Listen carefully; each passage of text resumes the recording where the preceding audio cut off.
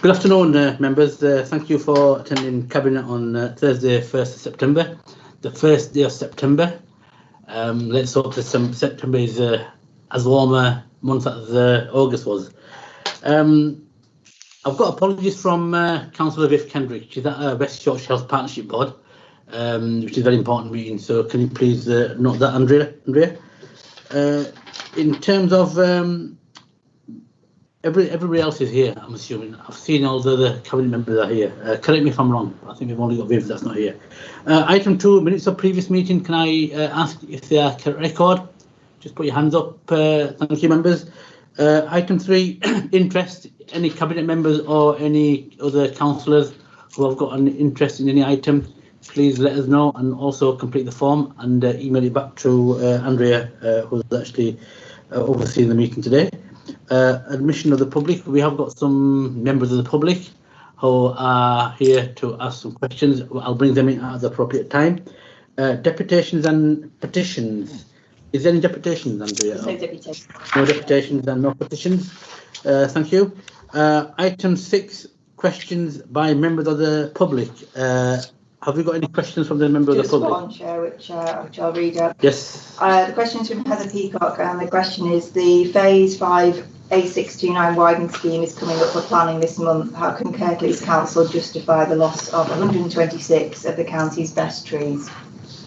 Councillor Peter McBride, I think you're going to answer this. You're on mute, Peter. Unmute yourself. You're on mute, Peter. Peter, you're on mute. I can't hear you. Can you unmute? Okay, sorry. We can hear you. We can hear you now. There will be a loss of all trees.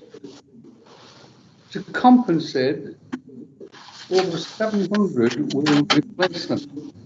This development is crucial for links between Huddersfield and Halifax and West Bradford. Traffic along this key artery will be decongested, which means a huge benefit in terms of time, speed and pollution. This massive scheme does mean a loss of trees, but to achieve this improvement, links between our key hospitals and two main towns will be achieved, and there will be further development of cycle transport. So the scheme will be cleaner with speedier movements, enhancing public transport between capital towns and the two sub-regions. The retention of the status quo would gridlock links between our main towns, and existing hospital links would diminish significantly. This means people's lives, which the scheme will save, giving a net contribution to the biodiversity of the sub-region. So on balance, a huge benefit individually to the people and also to the overall environment. And as with most schemes, there are loss factors and compensatory factors, and we ultimately have got to make a judgment on these. And in these circumstances, I don't think we have a sensible choice but this alternative. Thank you, Peter. Any more questions from the... Oh, that's it, Chair. Thank you. That's it. Okay, thank you very much.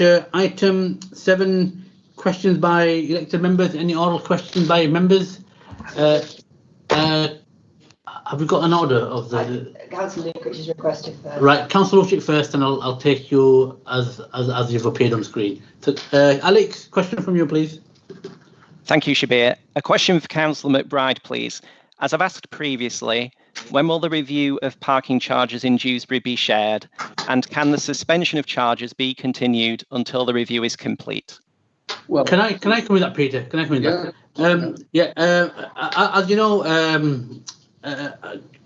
Councillor Lukic, Councillor Eric Firth has actually wrote to me on a number of times, and he also put a letter in the Dewsbury Reporter last week, asking me to look into that, and he's been continuously badgering me for the benefit of Batley, for Dewsbury, in terms of parking charges. and there's a statement that's gone out. I don't know if it's already gone out or not, but we will be looking at that. We will be actually making sure that there are no parking charges that are introduced, certainly this side of Christmas. We'll be looking at it again in January, but that's actually got off the press over the bank holiday. Thanks. Thank you. Next question to Councillor John Taylor. John Taylor. Hi, Shabir. I'm not sure who's answering this one. It's about recycling centres. So please direct it to whoever wants to volunteer. Yeah. The recycling centres is now being reopened for a while, and I think we're all getting used to taking stuff to the tips in a in a COVID secure way with social distancing, etc. But we're not yet collecting cardboard. Now, a lot of people, whilst they've been in lockdown, have been having stuff delivered, ordering, shopping online, etc. So the amount of cardboard and boxes and things that are being generated is probably greater than it was pre-lockdown. And I'm just wondering why we're not in a position yet to start allowing people to recycle cardboard again. Which cabinet member is it? Is it Nahida? Is it Rob? It's me. Go on, It's Nahida. me. John, I'm surprised to hear that, because I thought we were back to full operations at our household waste sites. So I will ask members of the service to check and then get back to you as to why we haven't been collecting cardboard. My understanding is that if people actually phoned in with bulkies, I think that's how they were collected, but I will check. I'm not sure 100%. Can you find out and let John know? I will do. After this meeting, please. Yeah. I will do. Okay, John, have you got supplementary, John? Not on that issue. I'll wait my turn. Right, I'll just go through first question, then I'll come back again if anybody wants to come back in. Next question, Councillor John Lawson. Councillor Lawson. Hello there. John? Yes, I've got a question about enforcement, planning enforcement.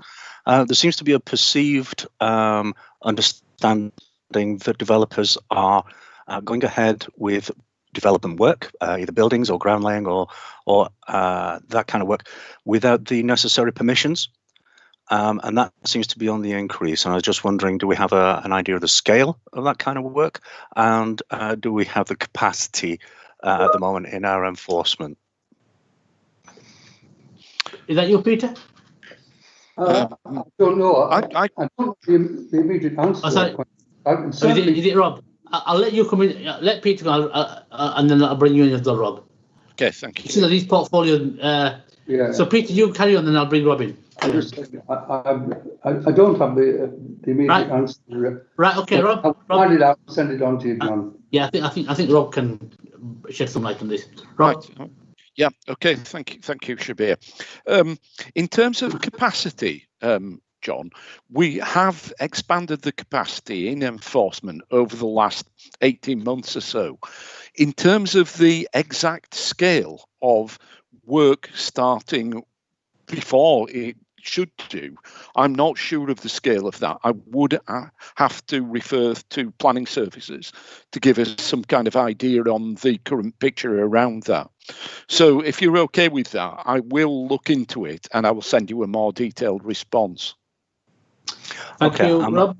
I'm happy with that. Thank you. Thank you. I've got a couple of more questions for next time round, but yeah, I'll come back again. Next one. Actually, Shabir, could I just say a little bit more? And the other thing, John, as well, if you've got any specific instances of this, if you could send the details of those through to me, then we can look at those in a little bit more detail.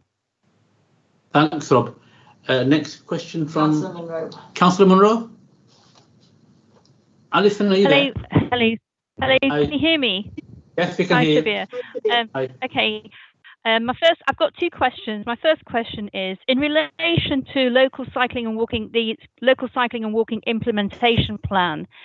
I'd like to ask which route will be taken through Lepton Benny Bridge with Desire Line 3, and how many years is it likely to be before we can expect phase 1 to be completed and work to begin on Desire Line 3? Which lead member is going to take that one? Just... Do you want me to take that again, Shabir? Yes, yeah. Rob. Thanks for the question, Alison. The exact detail of that, I am not sure about, but I will talk to officers and ask them to send you the precise details through, if that's okay. Thank you, Rob. Alison, can I come back to you in round 2? I'm just going to go around and make sure everybody's got their question first. Next question. Councillor Hall. Councillor? David Hall. David? Councillor Hall?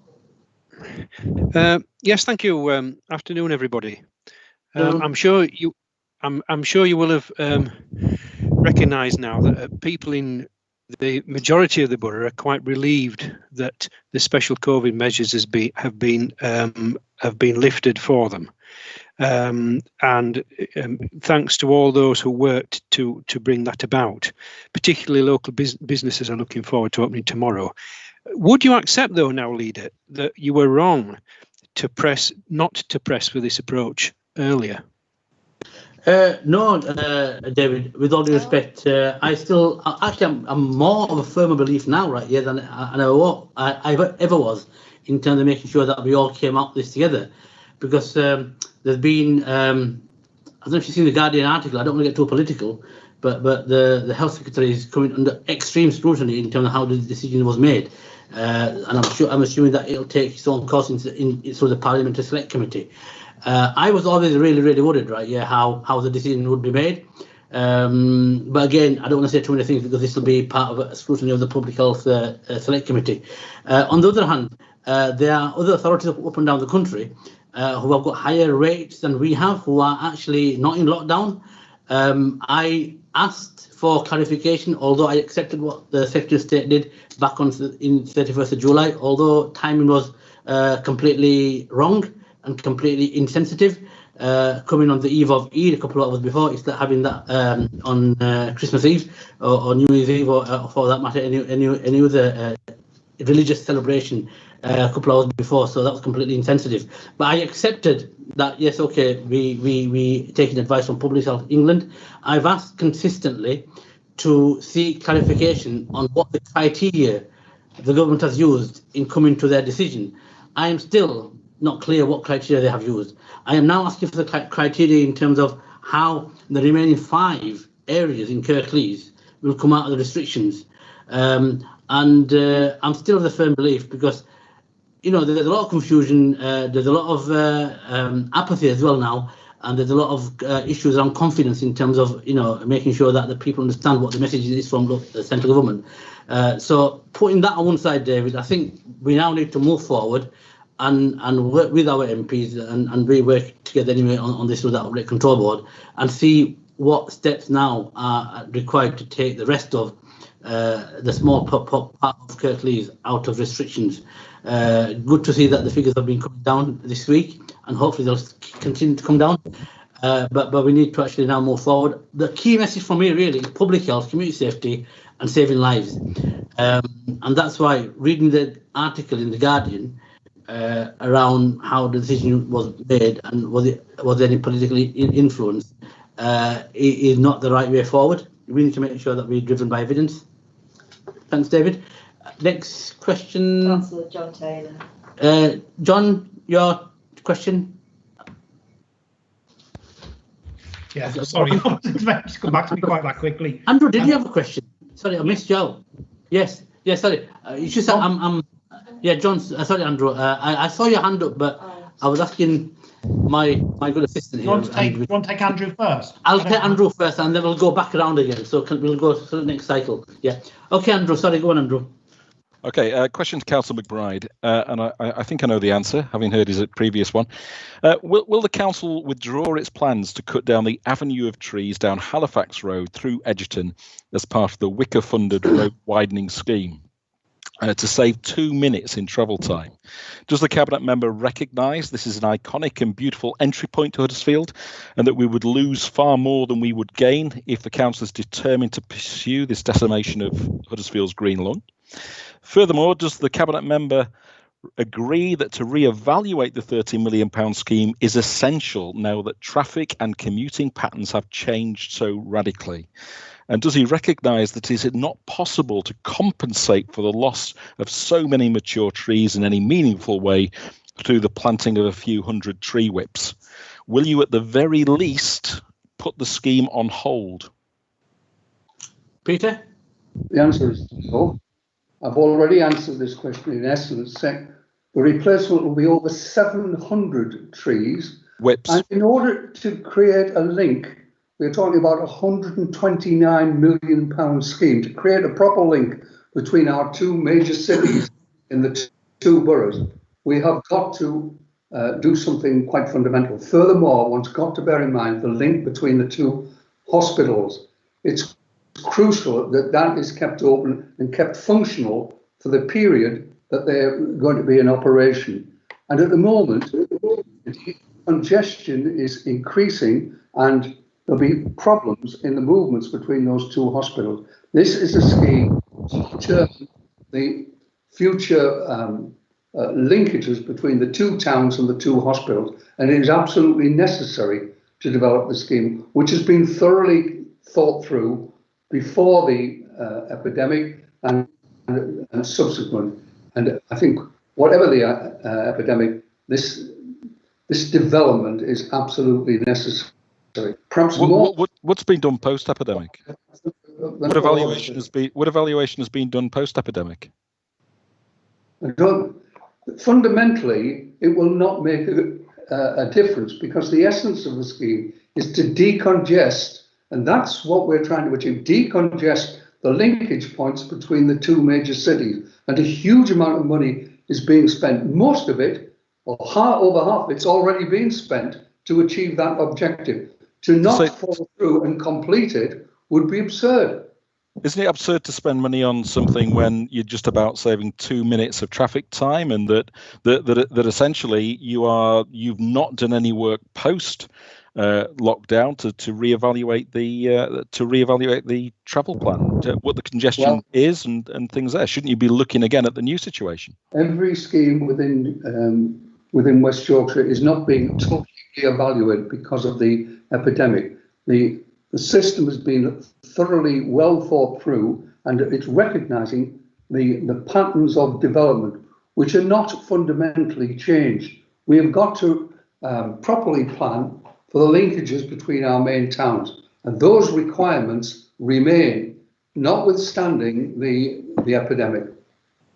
Thank you, Councillor McBride. Next question for John Taylor. John, question to you.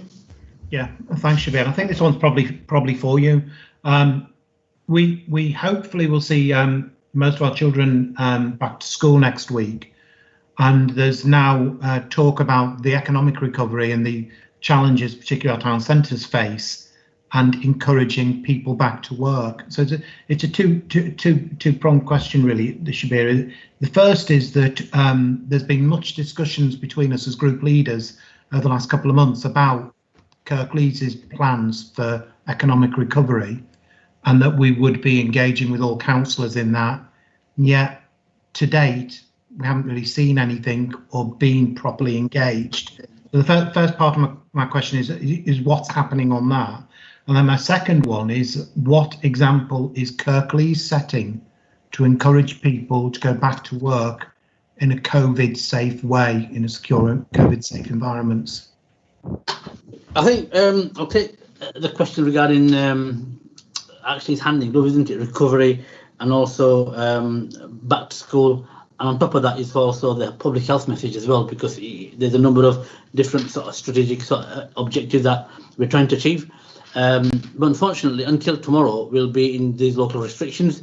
And in some ways, that will be a key milestone for us in terms of how we move forward. And next week, I'm sure if Carol wants to come in regarding the school situation, she can do. But in terms of the councillors, I'll check again, John, because as far as I'm aware, and I know that it's been happening, because we started a conversation this morning regarding, well, not started, but continued the conversation this morning with the Dewsbury and Batley councillors. So I'll make sure that we get the details regarding what's happening with councillors at a local level. My understanding is that's working, but if it's not working and if you're asking the same question again, then something's not clearly right. But I'll make sure that I'll find that out. I've been assured that that's already taking place. I know in some wards it is.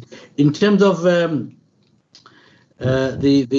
employment and how people go back to work and how they don't go back to work, right? Yeah, that's actually a critical question, because what I for our own workforce, what I said to Jackie, that we don't want to do stuff that's not the right thing. So basically, I'll be making my decision based on pure evidence in terms of how Jackie sees our workforce, how our workforce feels safe and comfortable coming back, and how we can actually get back to normal operation with our employees as much as possible. I was listening to Radio 4 over the weekend, and one of the things that I picked up was that there is a mixed response in terms of how people are going to go back to work. And I even went as far as hearing that people have told their organisation have told their staff that they don't need to come back until the new year. And again, I don't know how them decisions have been made. But the example we set will be geared towards how we make sure public health messages are paramount, how the staff and the community feel safe and secure when they come back in terms of whatever employment they're going to come back to in the council, to make sure that we don't see a potential spike. Winter's coming and we already have winter pressures at the moment. Touch wood, the hospital admissions are at the lowest that we've seen for a long time. We want to make sure that that's maintained. There's a number of different scenarios in terms of modelling that's been taking place, and people are saying that there will be additional pressures on the NHS in winter, so we don't want to rush into things too quickly.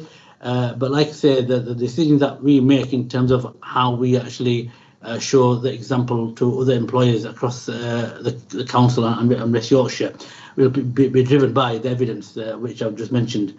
At this moment in time, we've got no plans to rush into things because we don't know enough. We don't have enough information. But I'll keep on updating how things go. The focus should at the moment be is how we get the remainder of 5 wards out of restrictions, because in them areas, the restrictions mean that the businesses that are under lockdown cannot operate the way they should be doing. So until we get all business on the same path, we going into an unknown. Also, the other thing, John, which you'll be aware of, is just because areas are out of restriction does not mean that areas could go back into restrictions. There are some risks in the system in terms of a couple of wards that are actually on the verge. Looking at the Guardian article over the weekend and this morning, I've also seen, based on what's happening across the country, that the evidence that was based in terms of taking restrictions off was politically driven. We need to understand that, because until there's so many things happening, what I want to do is I want to try and make sure that we make the best decisions for the council. We don't want to rush into things. But the point about council is that is a fair point, and I'll go back and ask our chief exec that we need to do more to make sure that they get engaged. Next question. Do you want me to come in on schools? Sorry, yeah, schools. Yeah, schools. You want to come back in schools, Carol? Yeah, but just very briefly, I mean, we are encouraging all schools, of course, to go back. There's a big communications campaign, which some people might have seen going on this week locally, not just the governments, but to encourage parents to send their children back to school. We have got a little bit of a problem, of course, with the wards which are still restricted. There will be an awful lot of children coming across, or pupils coming across from Dewsbury and Batley to go to college in Huddersfield over next week. And those restrictions place some sort of constraints on them and their travel and how they operate in school. But all schools are coping very well with everything that they're having to put in place. And we're doing a ring round this week just to make sure that every school is absolutely ready for next week. There's just one or two children with special needs who we are having to find some arrangements for, which are just very personal to them. But everything so far is good. And the one thing I would also say is there's going to be a campaign, because watch out, the traffic will increase next week as we get the school runs again. Yeah, John, you had a supplementary. Thank you. Yeah. I mean, it's really a comment. I wasn't specifically asking about the schools, Carol, but I think that's useful that you've had the opportunity to provide that update, to be honest. So, I was making the comment that the schools are going back, and therefore everything else is changing as well, really. Shabir, you kept linking back to the local restrictions. The local restrictions don't impact on people's ability to work or go to work. It's about households and meeting in households and meeting in people's homes and gardens. It's not about work. Nobody's ever been restricted in terms of their ability to work. What I'm talking about is I've not heard much about what engagement we're doing Kirklees wide in terms of the economic recovery. Not just about your local ward, but how are we engaging councillors, all 69 councillors, to look across the whole of Kirklees and use their knowledge, experience and expertise to assist in developing that local economic recovery. That's what we talked about in group leaders, and that doesn't appear to be happening at the moment.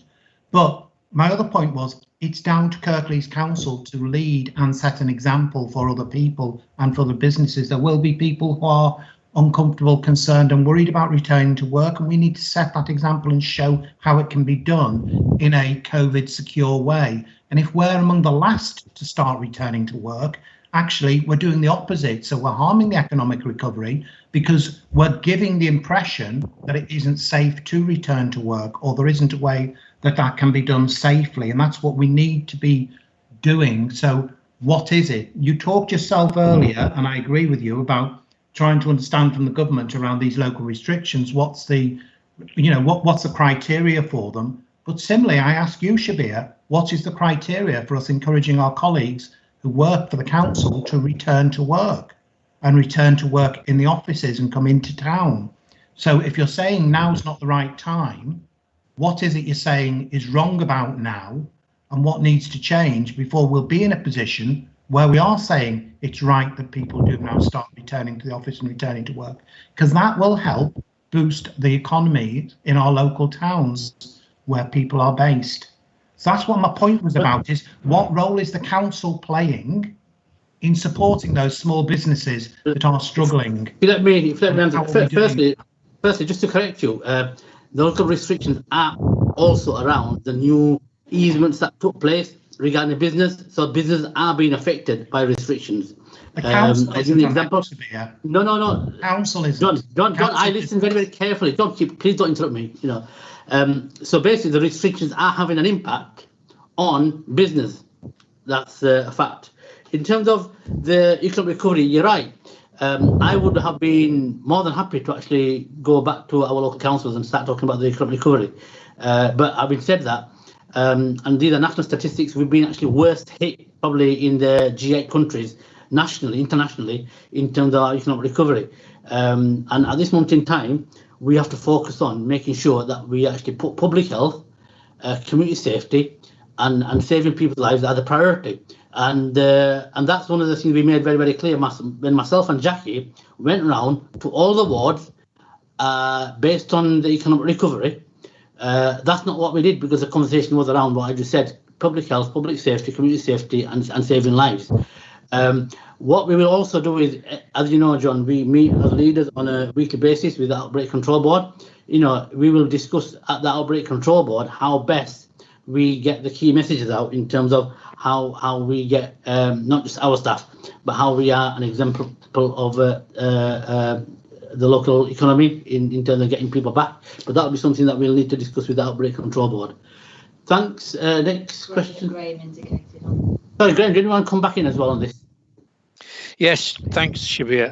As HR sits in my portfolio, I can assure Councillor Taylor that there has been conversation between myself and Deborah, head of HR, about what we do about people coming into work, not back to work. People are working.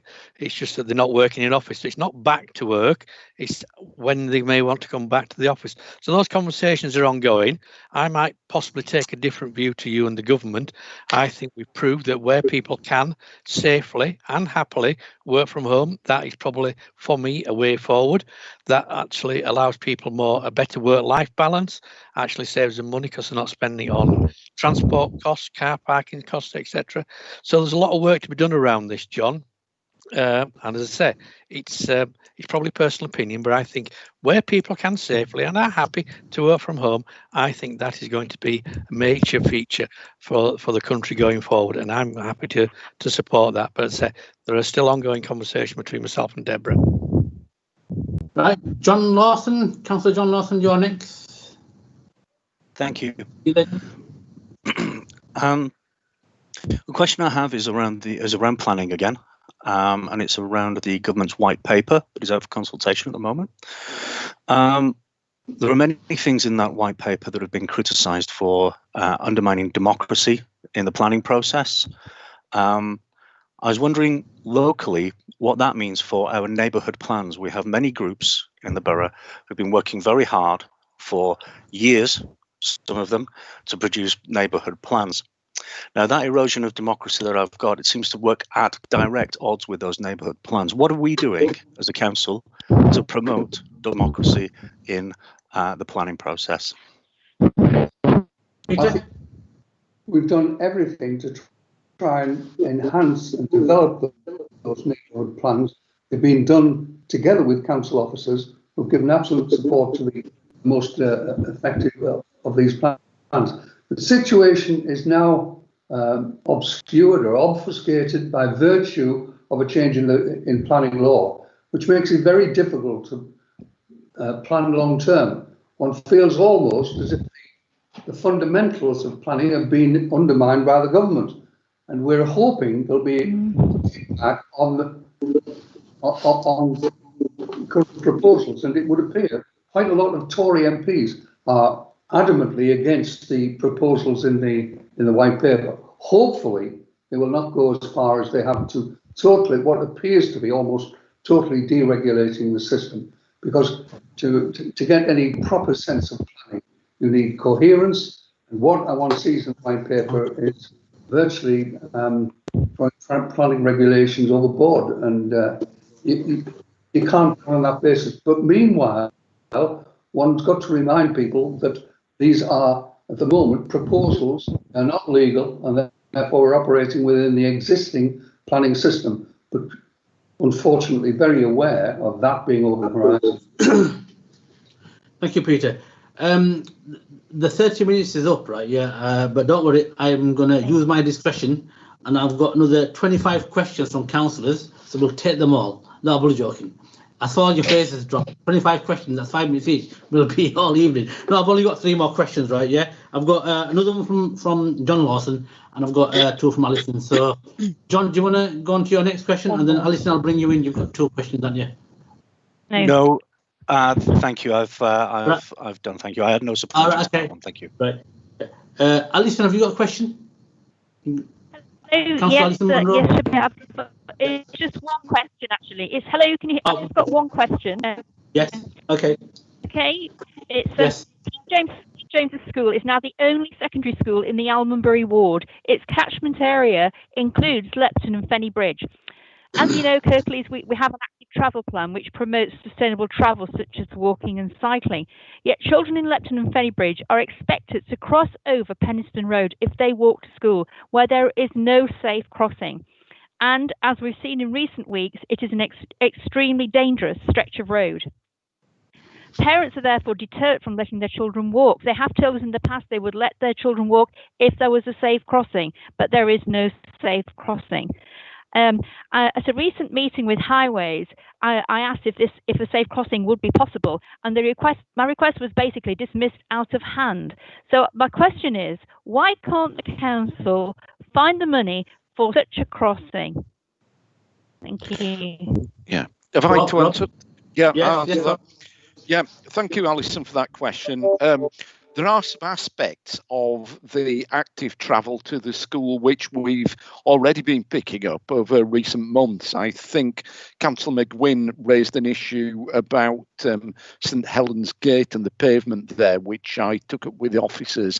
I'd be really interested to find out what's been happening looking at that over the last few weeks. I take your point. I agree Penistone Road is a very busy and dangerous road, and I will follow that up with officers. I will ask them on your behalf what's happening there and report back to you. Thank you, Rob, and thank you, Alison. That's Okay. All right. last of the questions. Let's move on to agenda item number 8, which is devolution for West Yorkshire consultation outcomes. As members will know, this is another step towards the devolution deal that we've been working for many years, and I'm really pleased that I'm taking this report now with a view to going to the full council next week. But having said that, right, yeah, there's still some way to go, and there's a lot of work that we still need to do.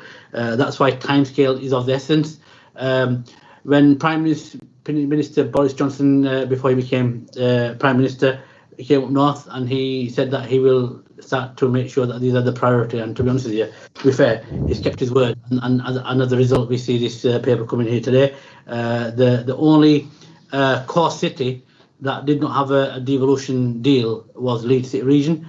So I'm really pleased that now we are on a par, or we will be on a par with the other 10 core cities. From what I understand, it's probably been the best deal that we've actually had compared to other mayoral combined authorities. So again, that's really good news. Many of you will know that this one has been primarily focused on a desktop review, not just because it's on the back of the pandemic and COVID-19, but other mayor authorities that have gone through a similar process did actually do a lot of this online and virtually. There's been a slight delay in terms of the whole process, and again, that was because of the pandemic. So basically, timescale again is of the essence. The combined authority, just to make sure that they actually put some more assurance in the process, commissioned Ipsos Mori to work in tandem with them to actually carry out further consultations and surveys. And there'd been door-to-door feedback. Section 2 details what Kirklees has done in terms of our responses, and that's there for members to see very clearly. Community networks have been engaged. We've used Kirklees Together, which is our own internal communications process. We've had many council briefings, and scrutiny have been involved, our own scrutiny, throughout this process. And key stakeholders and public have been engaged. We personally have had around 1,000 responses, and that's really good. Saying that Sheffield had around 850, and this is outside the pandemic. Overall, we had 4,400 responses, 4 times as many as any other mayoral combined authority. And Section 2.14 shows analysis, and Appendix 1 provides fuller details in terms of how this is all sort of broken down. But the good news is 2/3 were in favour overall. So again, that's on a par with other mayoral combined authorities. And the key messages that came out was, yes, we want more powers and devolution on our transport infrastructure. Yes, we want more skills and employment powers. Yes, we want more housing and planning to actually go ahead with the correct consultation. And the question that were consistently being asked through many members on this cohort of councillors today. I know Andrew asked me about the Police and Crime Commissioner, and that was really good, and all the leaders across West Yorkshire completely agreed with that. So it's great that Police and Crime Commissioner will be coming in part of this arrangement as well in 2021, because they wouldn't have come in if we had the elections last year. They'd have done their term, and then it would have synchronised as we move forward. But it's great that the transfer of police powers will come in at the same time. So this is going across all 5 local authority areas, all 5 districts, and all 5 districts support the proposals as they are so far. There's still a long way to go, but we need to actually make sure that we carry on that work to make sure that we do meet the timescales set by government to get the orders in place so we can have a mayor by next May. So I don't want to say too many things because I'm sure there'll be a lot more questions that might come through here on council. It's going to council on the 9th of September. This is going to council, and then there'll be another meeting sometime in November, to 23rd of November, to make sure that we formally approved that yes, it was a green light to go ahead before ministers are then start to work up on the legal documents and orders to make sure that election takes place. So I don't want to say too anything, but I just as a formality, I'd like to move the office recommendations in item 5 and 6. That's the formal recommendations. I'm sure Peter will second that, my deputy. But we'll open it for questions. Any questions and comments from members? Councillor Hall. Councillor David Hall.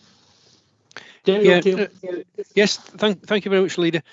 I've quite a few comments and a few questions on this. I mean, it is a big issue.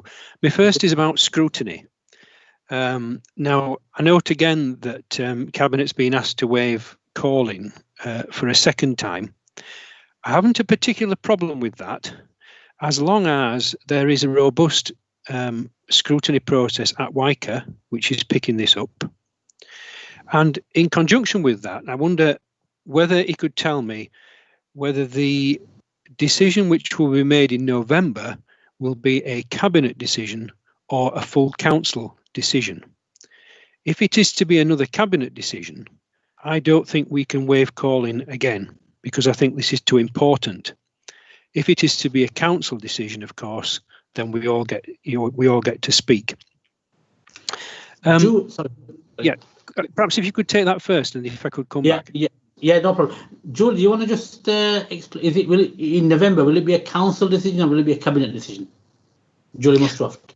Okay, I'm not putting my video on because I think I'm only going to be in here for a short period of time. But it will be an executive decision in November. It will still be a Cabinet decision that's required to be taken. So just to reaffirm, unless you can advise me, I think we need to make sure that scrutiny role is internally, at least combined authority will be doing their own thing, because I think David's got a fair point that calling might not be the right way forward to actually waive that calling option, unless I hear something else from you, Julie. Sorry, to just clarify. So basically, we've worked with scrutiny, and scrutiny has waived their right of calling, through detailed talks. But what David is saying is, for calling to be waived again, does that mean that it's a Council decision or it's a Cabinet decision? Well, you've very clearly said it's a Cabinet decision. So based on that, what role does scrutiny have? And I think David's question is that it's only fair that scrutiny has a call-in function.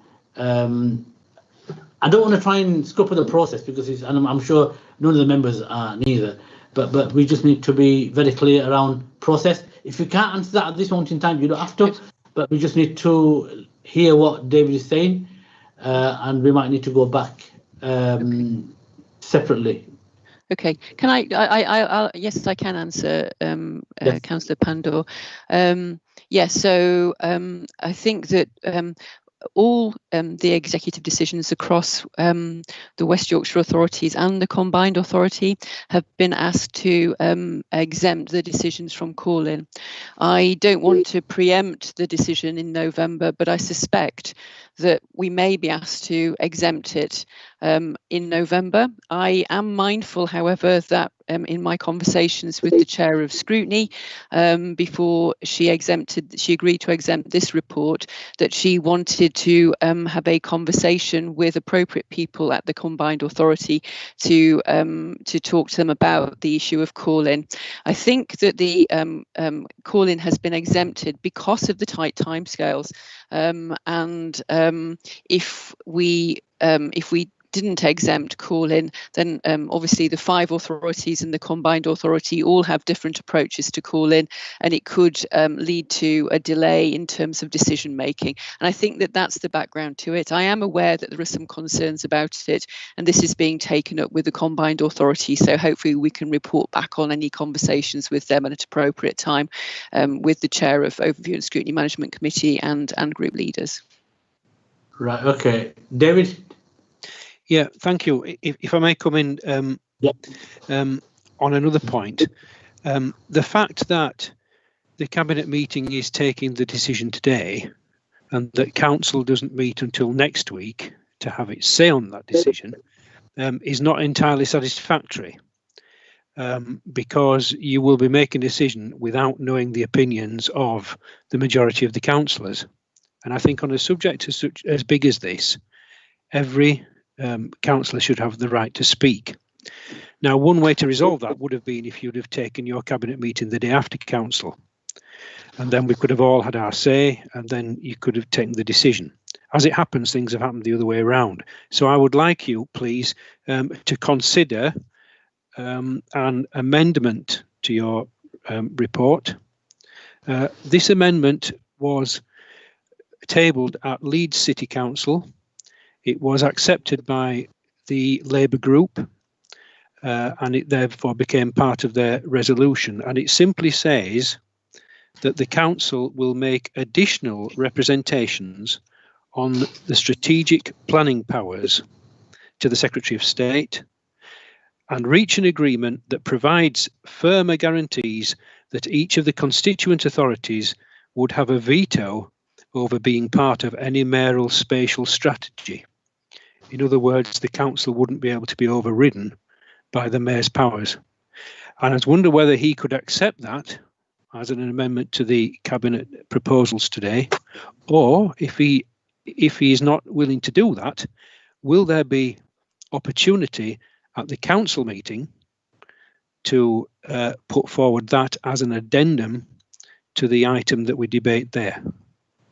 Yeah, I think it's important to understand, David, that this process was agreed with the combined authority, which is represented on a cross-party basis. It was also detailed discussion with the 5 leaders separately for a number of months, and we all agreed that we will go through the process we are going to go through. What Leeds did was Leeds did not want to take this through their council, so they were just going to take it through the executive.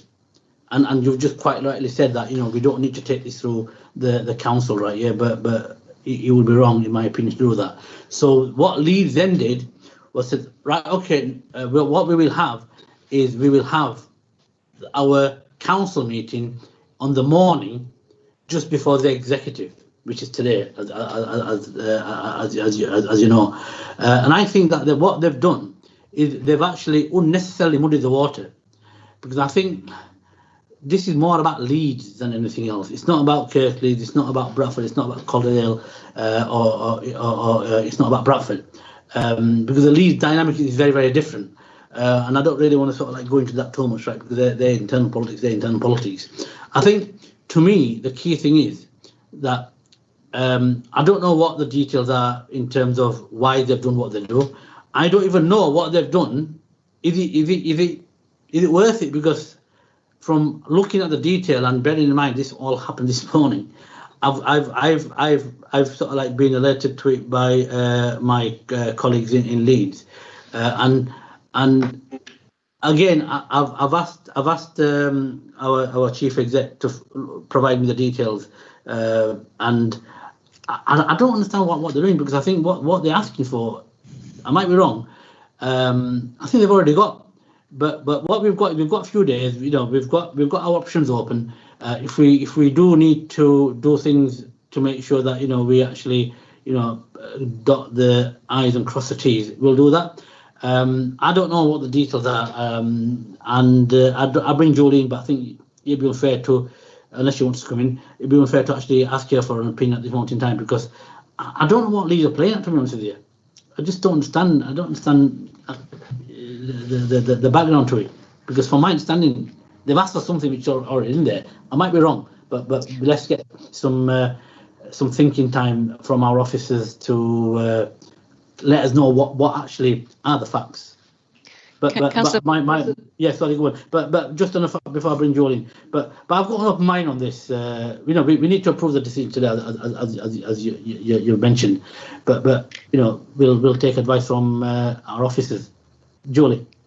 Okay, so just to clarify, I will go and talk with colleagues at Leeds to ask them the background to this, but and to clarify why what the meaning of the particular amendment was, because if you look at the governance review document, which went to Cabinet on the 21st of May, I think it was either Appendix 1 or Appendix 2, on page 32 of that, it's very clear that the Mayor is required to consult the combined authority on mayoral strategies, and it's subject to a number of specific conditions. And one of those is that the spatial development strategy will require the consent of the members of each of the 5 constituent councils. It excludes the 3 additional constituent councils who are appointed for political balance, but effectively it means that there's a veto of the 5 councils to a decision on the mayoral strategy. So I will go back and clarify why it's felt that the additional assurance was needed and whether there were some particular concerns about that. But on the face of it, it looks to me as though that's already included in the governance review. So perhaps I can clarify that, and I'll come back to group leaders, perhaps Councillor Pandor. Yeah. Would that be helpful? Yeah, that'd be helpful, and thanks for that clarification, because I've had a quick look at my stuff, and I think you've just reaffirmed what my initial views are. Anyway, David, have we got any more questions? Yeah, well, just to come back on that, really. I'm not asking these questions to be awkward. I just feel that all councillors should be more fully involved in this, particularly in this next stage. The paper does say that representations will be taken from the constituent councils by the Secretary of State in this next period until the final decision, until he kind of sends it back to us and Cabinet takes the final decision. And the purpose of me trying to put a marker down is that I would like Kirklees to make representations in the intervening time on things that are important to all of us. And I suggest one of those is that people are concerned that the Mayor will have the ability to override us on planning issues. That was the purpose of that. And the second part was merely just to say, when it comes back again in November, I don't think it will be acceptable for Cabinet to take a decision and then that decision be rubber stamped by Council. And we need to think in advance how we're going to play this so that all 69 councillors feel they're fed into this before Cabinet takes a decision. Yeah, and I completely understand what you're saying, David. Completely, we all have our own groups to manage, which is a fair point. Just to recap, a good few months ago, this was an issue we raised because, as you know, David, the regional spatial strategy or the regional planning document and what the powers of the mayors are would have a direct impact on all authorities, and I think in a lot of ways we're very similar to Leeds, and myself and Judith and the other leaders did actually, and Julie, when you check, it is in there, because we made this specific point that we don't want a mayor to run roughshod through our planning process. We need that extra check and balance. And so I'm just going back off my memory, right? Yeah. So it was good to hear, Julie, what you said, right? Yeah. But you're absolutely right, David. We need to make sure that that there is proper accountability and process. And if one of the constituents for authority does not agree with that regional planning document, then the mayor should not have the power to actually run a coach and horses through that. That was made very, very clear by all leaders and the combined authority opposition leaders as well. And I thank you for bringing that up again. Thanks, David. Anything else, Dave? No, thank you. Yeah. Next question from. Is there any more questions on this? John, have you got any questions on this? Yes, thank you. Yes, yeah. In your opening introduction, you said something about a great deal. I disagree, but I'm sure all that will come up in council. We're giving over a lot for not very much. I think we've got in front of us, we're talking about the consultation. So I think my question about the consultation is, bear in mind that we've got north of 2 million people in West Yorkshire. And what did we say? 4,413 responses. Yeah, that's not a very high response rate. And I was just wondering, could you tell us how these results are going to meaningfully shape what's going to happen in the mayoral region. Bearing in mind that I think your figure of 2/3 of something earlier, that 2/3 of precious little is not very much. Yeah, I think the only benchmark we have is what other authorities or the other mayoral combined authorities had in terms of their responses, and this is based on a time when there were no lockdowns, restrictions, and people's lives were normal. And Sheffield and Tyneside, as an example, their numbers were a lot less than ours, and in terms of their sort of like years and nays in terms of the community consultation was more or less the same, 2/3. Sheffield actually had more negatives, and once you start to look at the granular detail, it's not as clear cut as 2/3, right? Yeah, because within the negatives, right? Yeah, when you start to look at it, yeah, they are sort of like some valid reasons why they feel that way, and they are quite some positives. So in a process like this, right? Yeah, you can never ever get 100% consensus. It doesn't happen. I've got a family with 3 kids, right? Yeah, and if you take a vote, you get 8 different opinions. But I think the direction of travel, exactly, Andrew, I don't get that as well. You've got 3 kids and 8 opinions. How does that work? You don't. It doesn't work. So something like this, which is got the commitment of the government, and I take the point that it's not a great deal, but based on the other deals that have been made in the past, it is a better deal compared to that. But money is always in shortage, and if you look at disparities between north and south, right? Yeah, we've got a long way to go to actually get that rebalance in the economy. But this is a step forward, and one of the key reasons, right? This is a step forward is without this money, or without this deal, we would not get that money coming in. But at the same time, and I think the point David was making, that, but at the same time, at what price? And it can't be at the price of losing powers around planning. And that was made very, very clear, right? Yeah, we want to make sure that we get the money, we get the deal, we get all the infrastructure projects lined up in the pipeline, and we actually start to actually lift the whole of the economy within the region, at the same pace and the same level. The government's up for it. They're ambitious, and we share the ambitions. Next question, Councillor Taylor. It's to be honest, it's a similar comment to John's. The 1,000 people responding. I mean, I'm a huge advocate of place standard, and we got 400 and odd responses just in the village in Sheffield. So having 1,000 responses across the whole of Kirklees isn't something we should be saying is a good result, which is what you said at the beginning. I think we should acknowledge it's a very, very poor result, and it suggests that there's a long way to go for us to engage people to understand what devolution is about, and then to express any interest or comments on it. And I think that would have been a more honest response, rather than suggesting because it was better than Sheffield, it was even worse. That somehow is good.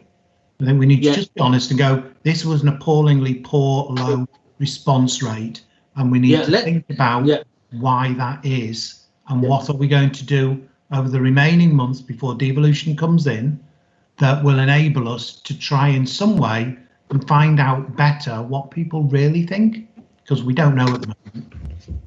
Yeah, to be fair, to be completely honest, it statistically is significant. And compared to Sheffield, which has got a bigger population than us, I think it's a good response. Now, if you ask me in terms of can you do better? Yes, of course you can. You can always do better. But having said that, right, yeah, based on the time we are in, the situation we're in, I think that if we weren't in lockdown, if we didn't have the pandemic, we would have actually improved a lot more than that. And so that's what I base it on. So let's not try and twist it that it's not a great response. It is a great response compared to other local authorities, and it is a great response, right? Yeah, compared to the situation we're in. Yeah, but having said that, right? Yeah, in the scheme of things, we could do a lot better. I accept that. Next question, Andrew. You're a mute. You're a mute. We can't hear you, Andrew. What's happened? Councillor McBride wants to comment as well. Yeah, I'll tell before you come in, Andrew. I think Councillor McBride wants to make a comment, and I'll bring you in, Andrew. Just check Andrew's sound. Peter, do you want to come in? I'm amazed at the sudden concern about what the public thinks. The public's expressed its view once, adamantly rejected what the government's proposed, and when so that's been completely ignored. The government said, proposed the same thing again, and said, of course, if you don't, you're not going to get any of the money that every other authority is going to get. So what kind, it was Hobson's choice. What choice did we have other than to say what the government wanted to say? So if the public were contemptuous of the consultation, I don't blame them. Thanks, Peter. Andrew, are you there? It's still not on. Is the volume up? The volume's. It's not showing it's muted at our end. Sorry? It's not showing it's muted at our end. Yeah, this is disappeared now. No, I can't even see him now. But anyway, are you there? Are you there now, Andrew? Can you hear? No, I can't hear you. But we'll come back to you. Have we got any more questions on this? Have we got any more questions, Andrew? No. No. Okay. Andrew, if you come back, I'll bring you in at the end, right? Yeah, let's get your sound out sorted. So can we go for the roll call, Andrew? Sorry, Andrea. Cooper's trying to come back in. Yeah. What we're doing, Andrew just logged out and he's going to log back in, and maybe we might be able to hear. Andrew, are you there? No, we can't hear you, mate. Well, look, what I'll do is as soon as your voice comes back on, I will bring you in. We just need to continue with the meeting, but I will bring you back in, Andrew, on this. Yeah. What I'm going to do is I'm going to go for the roll call for the vote, but I will make sure you come back in, Andrew. Hopefully your sound will be sorted out. So, Andrea, can you take us through the roll call, please? Councillor Pandor. For. For. Councillor Mather. For. Councillor McBride. For. Councillor Patterson. For. Councillor Scott. For. Councillor Turner. For. Councillor Walker. For. Thanks, Chair. Thank you very much. Can you keep on checking Andrew's sound? Right. So, can you hear me now? We can hear Andrew. Okay. We can hear you. Yeah, just the point I was going to make was that basically, if you say this is the only game in town, are you in favour of it? Of course, people are going to be positive because it's the only game in town, and so the positivity from the responses is basically it's a take it or leave it approach, isn't it? And leaving it is not worth it. We're not offered the GLA, we're not offered a Greater London Assembly type arrangement. We're not offered the things that London has, which is something I'd be quite much in favour of.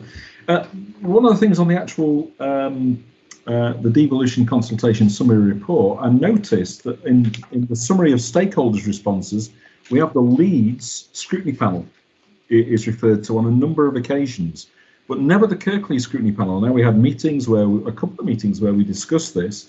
I'm just wondering why somehow the points that we made didn't make it in as members of the stakeholder responses, and there's no reference at all to what Kirklees did, but there is to Leeds City Council's scrutiny panel. That I find perplexing.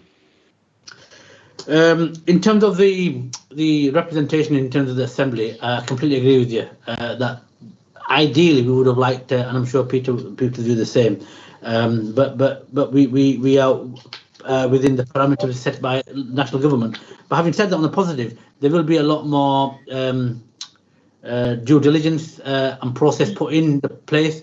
There'll have more representation, there'll have more scrutiny panels, and they will try and open the combined authority up a lot more than what it is at the moment. In terms of the scrutiny stuff and the leads, the consultation and the stakeholder, Julie, can you shed some light on that, please? In terms of what did Leeds do anything that we didn't do or we should have done? Julie? Okay.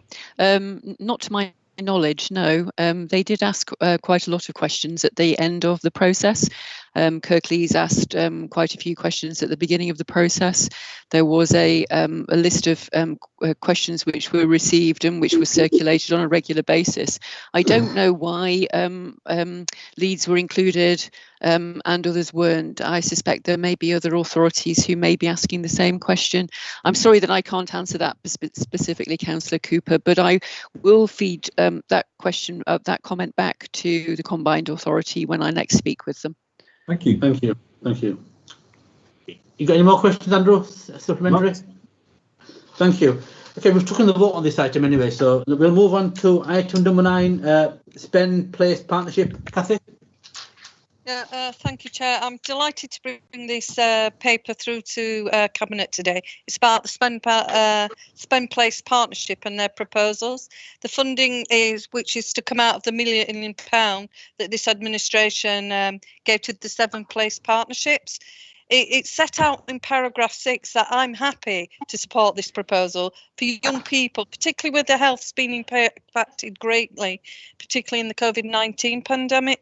I think this is something that we forget that young people are suffering throughout this. So I'm welcoming that the schools are able to submit their proposals, and we will be they will be able to be far more reaching, going through the schools and getting the resources targeted to where they need.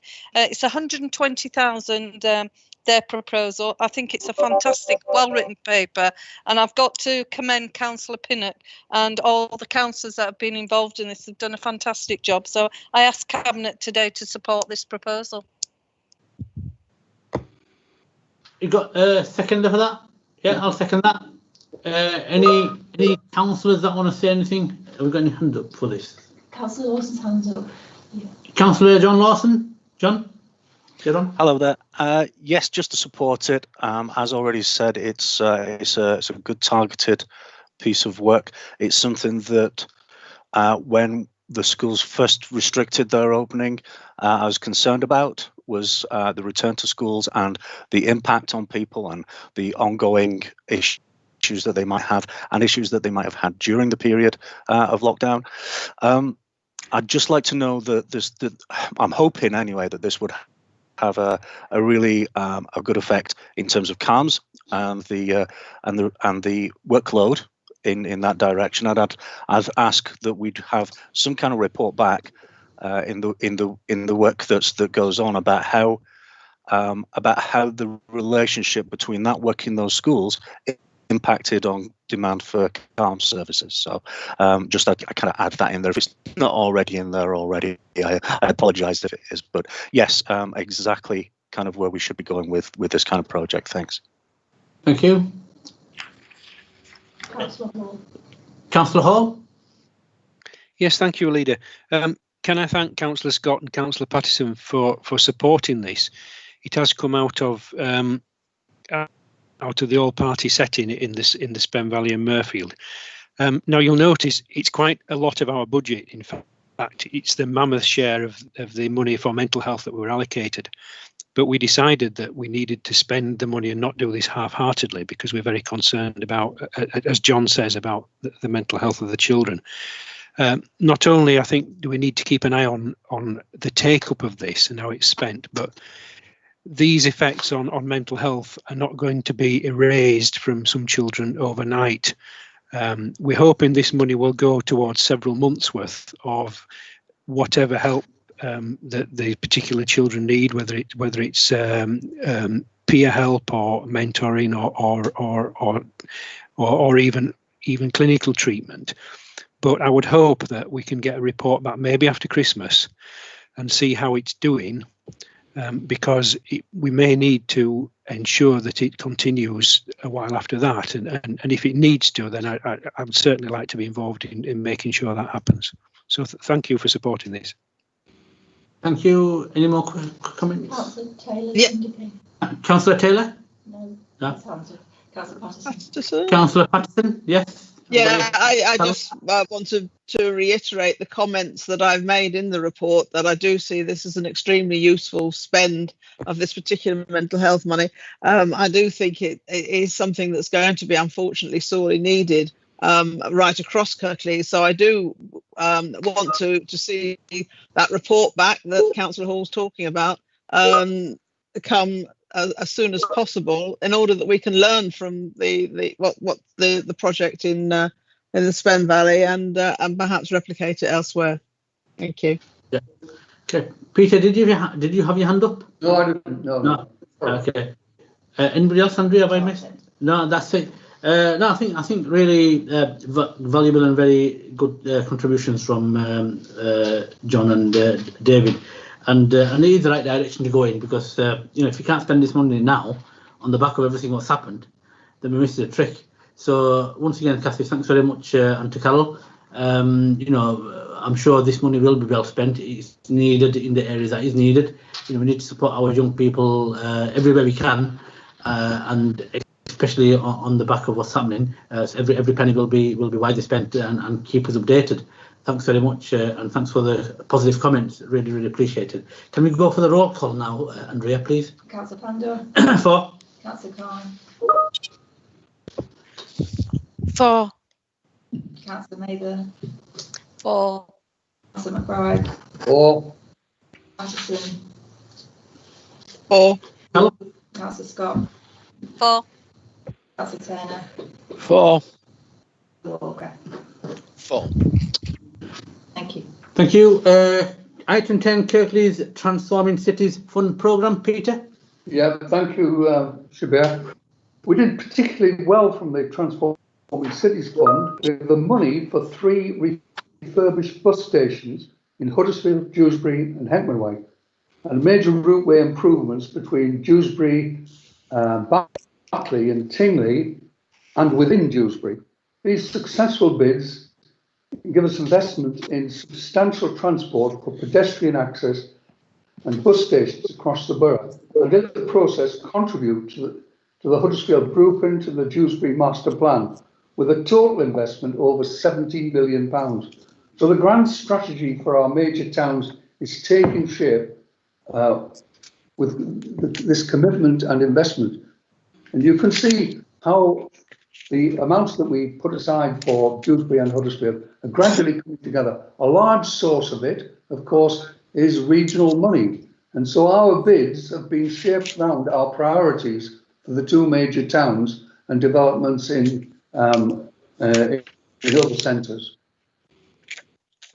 So I recommend this very much to the Just I won't say too many things because Peter covered this, but this is an example of how we managed to work with the combined authority and other a constituent council, because when we were doing this, what we did was we used this as the bargaining chip to make sure that we the higher bid was accepted. Because what they were trying to do is they were trying to put in a low level. They were low, medium, and high. One of the things I said was that unless we get the high amount going in to this Transforming Cities Fund, then I've got problems in getting the agreement into moving forward on the devolution deal. So this is a really good example how we can actually, exert our influence and power more effectively to actually get the higher bid, and I'm pleased that our higher bids actually gone in to the combined authority. And what the combined authority has also given an undertaking of is, just in case this money isn't found from the money that's coming from the devolution pot, they will find the money from within their own capital resources. So however you look at it, this is a positive for us. But I just thought I'd bring that in terms of how we managed to get the higher bid in there. Have we got any questions or comments from anybody? Kathy?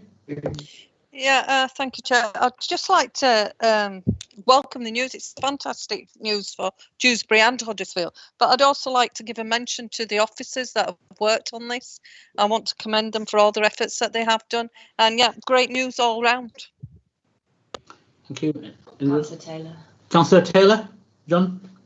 Yeah, I'm supportive of this, and it's great to see the sums involved. However, I'm going to be a bit parochial.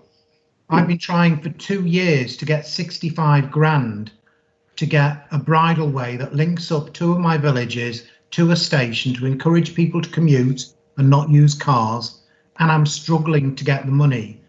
If we can get 72 million, surely somebody in this council can find £65,000 to get the Bridleway and Stretchgate, Graham, you'll know where I'm talking about, which links Shepley and Shelley up to Shepley Station. I put a bid into the Public Realm Fund 2 years ago.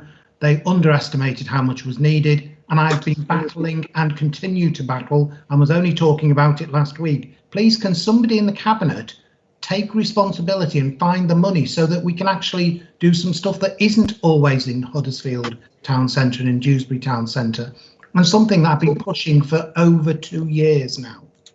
So I don't know who's going to answer that question for me, but please, can somebody help?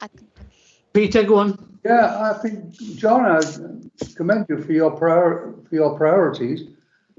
You could use ward money, as we have in Dalton, to reflect our priorities. I don't know why you don't do it. There isn't enough money. There isn't enough ward funding to pay for it, Peter. You haven't got ward funding, you have. No, there isn't enough money. It is £65,000. We only get 50,000 with the additional COVID money. So how that's supposed to cover 65,000, I don't know. Well, we've allocated our money in such a way as to determine a ward priority as well as having a priority across the borough. And I think this is the way we should allocate. I'll take that as nobody's willing to support me, but I'm quite happy to tell the community that I came and asked today for help, and you told me you weren't prepared to help because you don't give the ward. Don't give the ward money to pay for 60. Can I look? What it is right is we, you know, in principle I understand what you're saying, because I'm sure myself and everybody on this cabinet meeting, plus beyond 69 councillors, will all share the same sentiment that they've got schemes in their wards that they'd like to do. Yeah, but the bottom line is is we don't have a infinite amount of resource. And if you heard what came out over the weekend, you know, there will be either tax increases or public service cuts in the future. I'm hoping we're not in a situation where we've got to backtrack and start going back. I'm always glass half full, but this is a discussion that we need to have at budget time. You know, if we put that money in, then we can all share that pot. I see what you're saying, John. I see what you're saying, and you know, I see what you're saying, John. But what it is, right? Is you know, if the money isn't there, it's not there, and we can't create a budget that will actually allow that to happen. I wish it was, and maybe it's something that we need to actually pick up as we go through the next few months during the budget. Any more questions, Andrea? Councillor Hall? I'll bring you in, Councillor Walker. Yes, thank you. Not really about the details, because there are very few details in there other than to say that if we're getting some money, that's good. But there is a mention in the consultees section at 4 that the relevant ward members have been briefed on the prospective schemes affecting their wards. Now, I'm listed as, my ward is one listed at the beginning that is affected by this, presumably because of the Dewsbury, Hetman, White, Cleckheaton sustainable travel corridor, which passes through my ward, but I've never been offered a briefing on it. And we tend to find this happens quite a lot if WICA have anything to do with it. We seem to be the last people that are ever consulted. So I would be very grateful if perhaps Councillor McBride could, next time he's in a WICA meeting, if he could perhaps push for some early engagement with ward members. Thank you. Thank you. Peter? Fair point. Yes, I will take it up with WICA. And I had thought you would be informed about this properly. Actually, the scheme referred to, you might have seen in another guise, in another form. And I'd presumed you'd been involved in that, but obviously not. I will ensure you are. Yes, you have a right to be. Yeah, Rob, you had your hand up. Rob, did you want to come back in? Yeah, yes, I'm coming in. Yeah, I welcome the fact that we've been able to skewer this funding to support active travel. I think it's really important. I hope that in the longer term we are going to be able to return to more people using public transport as hopefully we recover from COVID. The point that Councillor Taylor raised, I have quite a bit of sympathy really with what you're saying. I think I think this is a good starting point, but I do think we need to look at other wards, particularly the more peripheral wards within Kirklees, in terms of supporting active travel in those areas. I think, yeah, it's unrealistic to think that today we're going to say your ward's going to get an extra £65,000. That's not going to happen because, as Shabir says, everybody's going to be asking for the same thing. I would certainly be asking for that for my ward. But I think going forward, we need to examine the possibilities for developing active travel and looking at funding these kind of developments right across all the wards within Kirklees. Okay, so on the whole, I think this is a really good project for us to have achieved funding for. Okay, thank you, Shabir. Yeah, thanks. Yeah, if you can bring something forward, right? Yeah, that would address that across the piece, Rob. That would be good. But I'll leave that to you. Martin, you got your hand up? Martin, yeah, Councillor Martin. Yeah. Thank you, Shabir. And firstly, I'd like to thank Kyle Payne for 45 minutes of perseverance getting both myself and Councillor Sokol onto this meeting, who had problems with Microsoft Teams. Have you got a question, Martin? You wanted to ask right at the beginning? Yeah, if you want, you can. No, you can do if you want. Well, I'll comment on this, and then we'll see. Yeah. And referring to comments which have been made already. Firstly, the process. Rather than blame Wicker, the process is that the local authorities put bids into Wicker, and then the leaders decide which ones they're taking. So the issue about consultation with ward members and others is at the base level. When Kirklees start working up the schemes, that should be the consultation period. We've had comments about the consultation on the mayoral authority, and if we can't, as Kirklees, or if you can't get your consultation process right, then yeah, it's not fair to mention other people.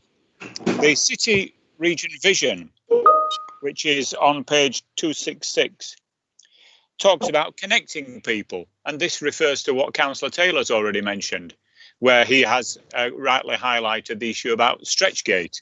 And yeah, for 2 years there, John, yes, persevering. I've got correspondence probably going back 20 years when we were promised that it would be upgraded.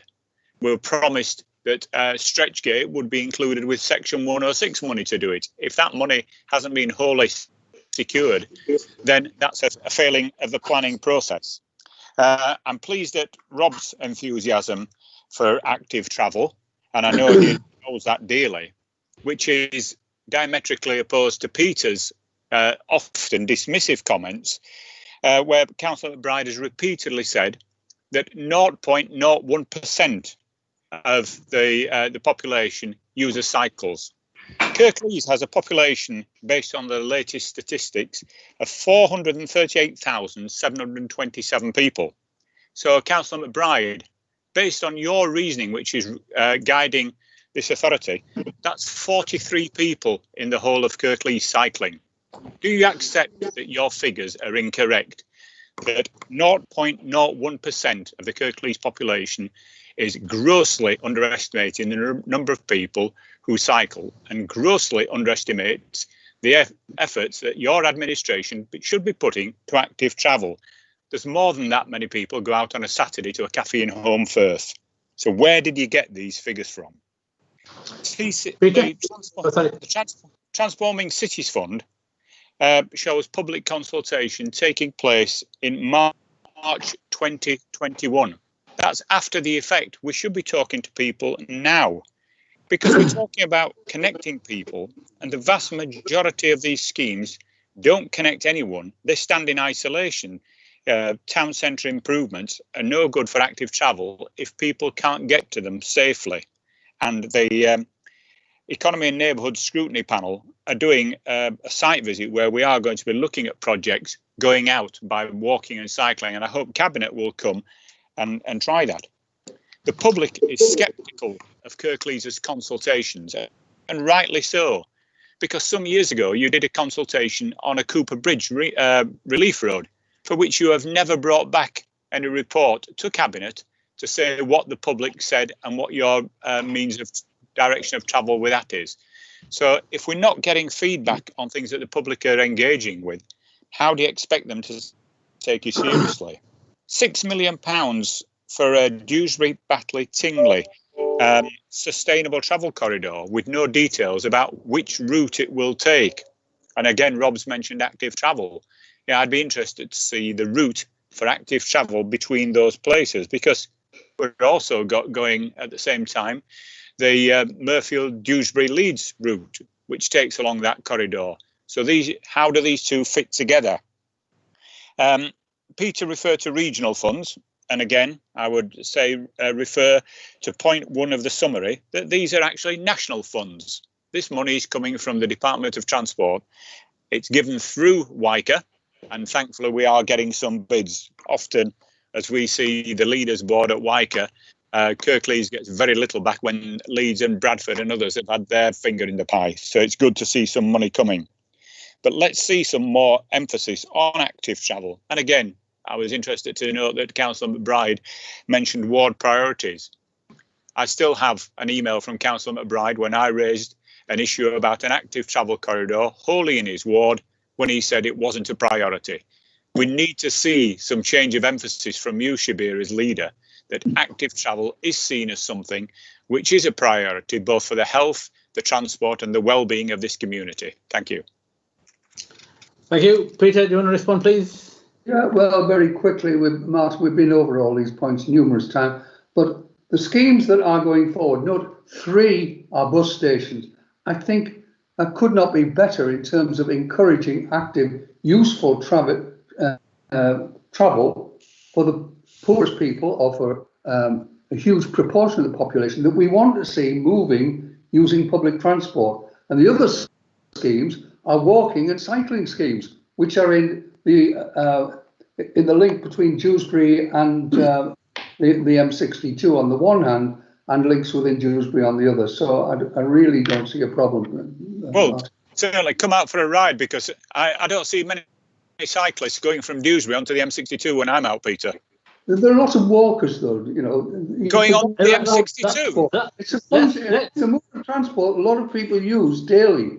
What? Walking on the M62? I've never seen anybody walking on the M62. Martin, going towards. We don't want to. You know, it's really. I thought you were going to ask me. You know, when I said, was there a question you wanted to ask at the beginning? I missed you, right? I'm thinking Martin's not there, but now you told me why you weren't there. Because the IT system wasn't working. But right. Yeah, it's when, in the face of this, for a start, Peter doesn't know the difference between active and sustainable transport. Bus travel is not classed as active travel, as I'm sure Rob would kindly give you a lesson on if you listen to him. Peter's responded, right? Yeah, thanks very much, Martin. Naheed, you've got your hand up. Naheed? Yes. I wanted to say, first of all, this is a good beginning, going for these 8 projects and substantial sums of money coming into Kirklees. They take years and years of talking for it to materialise.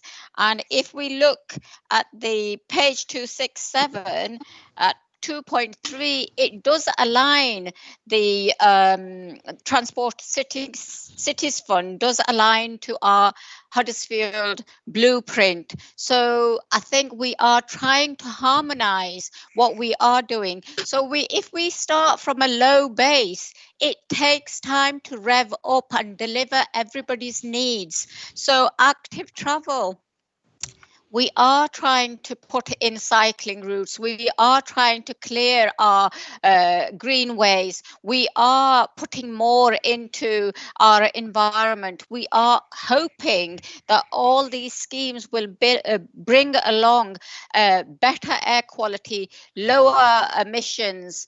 We start traveling in electric cars when that is more affordable.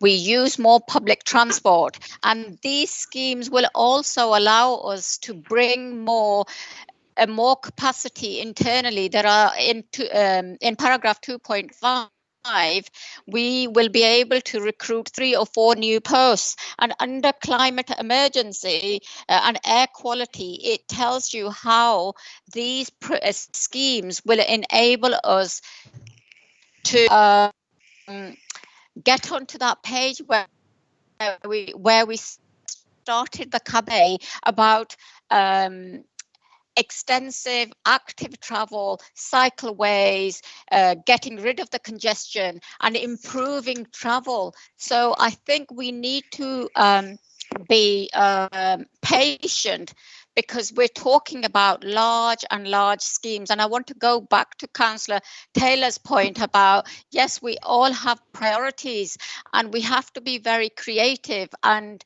I know, sitting down, Councillor McBride, Councillor Khan and myself have in many instances looked across to wards that may be able to help us, match funding some of the schemes, looking at public realm, and also looking at other parts of funding to allow us to accelerate what we want to do. But it isn't always we're not always able to deliver the panacea. I am going to support this report. Right, Thank okay, you. It's that's just all that I've been wanting to say it from the beginning, and you didn't see my hand. No, I didn't see your hand, but I was just trying to bring other people in, right? Yeah, but you've got your money's worth, Naeem. Well done. Anyway, Rob, you're on mute. Okay, thank you, Shabir. We just want to come in really quickly, supporting Peter really in terms of the importance of bus travel, and just coming back on Martin's point, I do think bus travel is actually very closely is an element really of supporting active travel. Much as I support cycling, the majority of active travel is going to be people walking. And a lot of that walking, because of the distances, probably does need a bus journey or a train journey as part of the journey. So it's going to be walking to the bus stop and walking from the bus stop to the place of learning or place of employment or for leisure opportunities when they get to the other end. And the kind of things that are in this scheme, such as the much improved link between the train station and the bus station in Huddersfield and the new bus station in Dewsbury, are going to support just that. So I do think they are really important and will support a growth in active travel. Okay, thank you. Thank you. That's integrated or sustainable travel. It's not active travel. Yeah. Learn you need to learn the difference of these phrases. You can't Martin, I would argue that active travel isn't about cycling because you're using a cycle. I'm using my own legs. Active travel is cycling and walking. But I don't cycle. But Martin, I did my 10,000 steps before I sat here. Naheed, let me chair the meeting. Anyway, I've got nobody else's hands going up. Andrew. And Andrea, can we go for the vote, please? Councillor Pando. For. Councillor Khan. For. Nathan. For. McBride. For. Councillor Patterson. For. Scott. For. Councillor Turner. For. Walker. For. Thank you, members.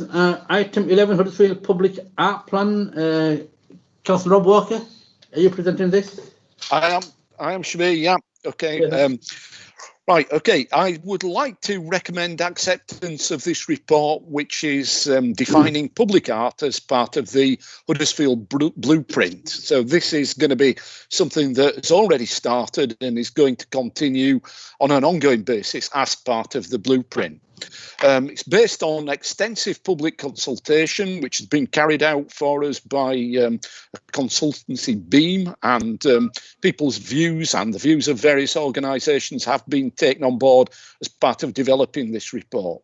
It covers a real broad range of projects, from projects which are all about involving people in activities and events in the town centre, through to permanent pieces and things that are going to be there on a more temporary basis. It's an absolutely key part of the regeneration of the town centre to make it an attractive and interesting place for people to visit, to encourage people to come in and use the town. Elements of it are already being delivered, and it's very much linked to other programmes such as Growing Seeds, Woven and the Year of Music. We will be working with a lot of different partners within the community and organisations such as Huddersfield Bid.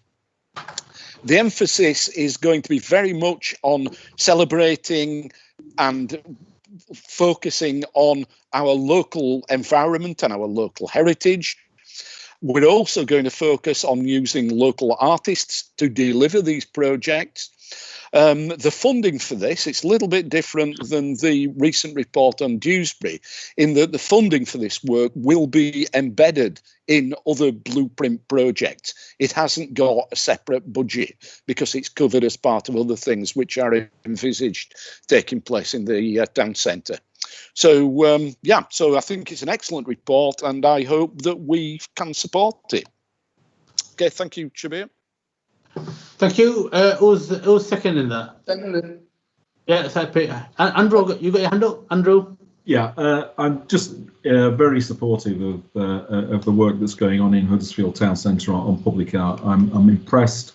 I want to see a lot more of it, and I think you'll see in the comments. This is great because this is something that's happening in the town centre that News and Ward members, which the town centre is wholly a part of, have been consulted on.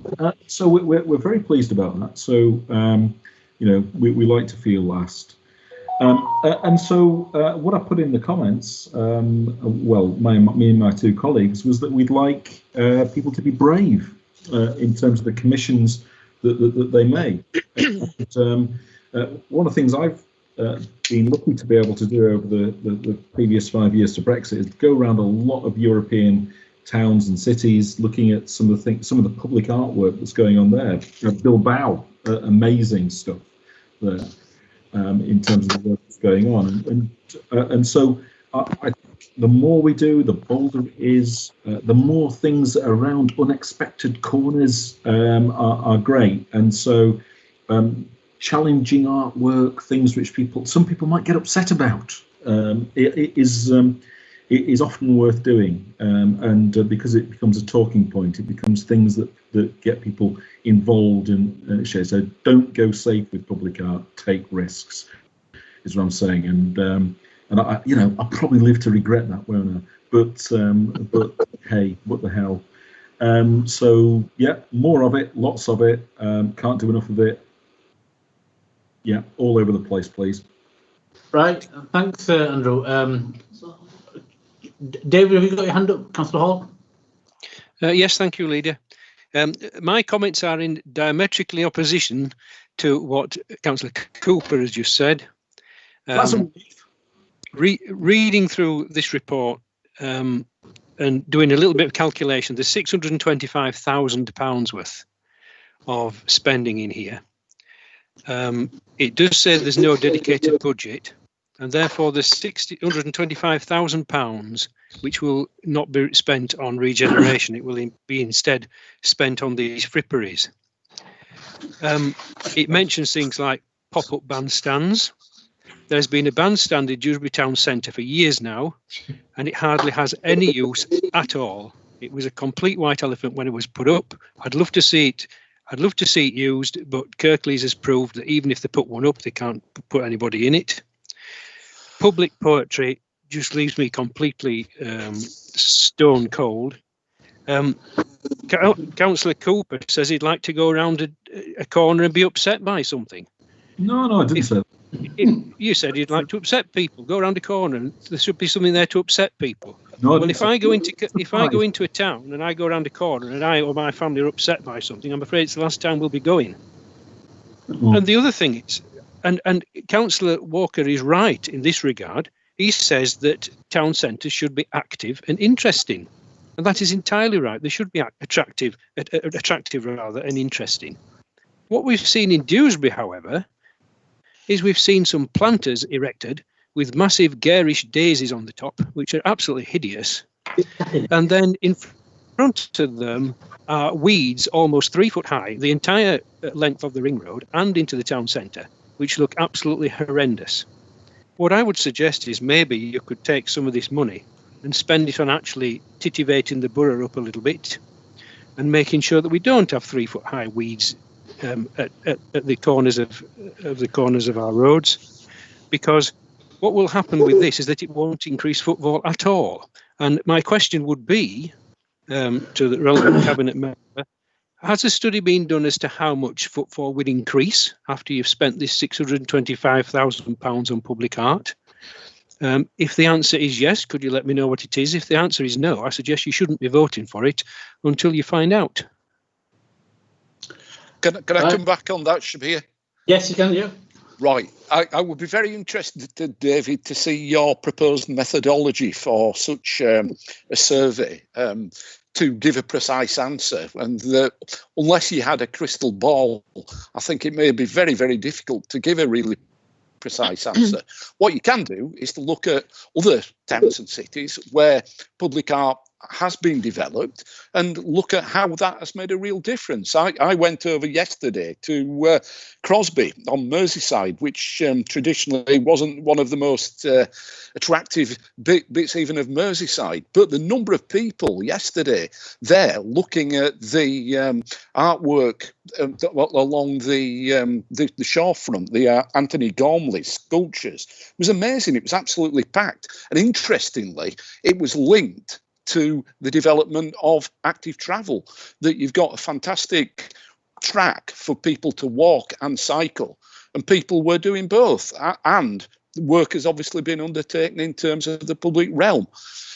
So I think on the basis of what we've seen in Britain and what we've seen internationally, I agree with Councillor Cooper's comments, they can make a really massive difference. Somewhere like Bilbao, I remember it when it was a rust bucket. It was a really run-down old industrial city.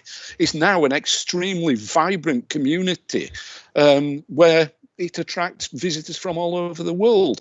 And I think in Huddersfield and in Dewsbury, we do need to do this kind of work. I think you make a good point about things like weeds and things looking untidy. That's the kind of thing we need to look at as well. We need to combine these things.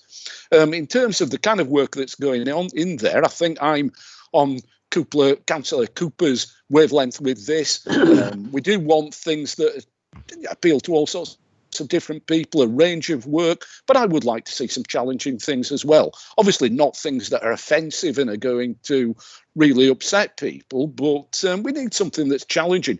We also need something that's got a sense of humour as well. If you look at some of the things that are projected, they're things that will make people smile, and I think at the moment we need that. We need to return a bit of a sense of fun to our town centre. Okay, thank you, Shabir. Thank you.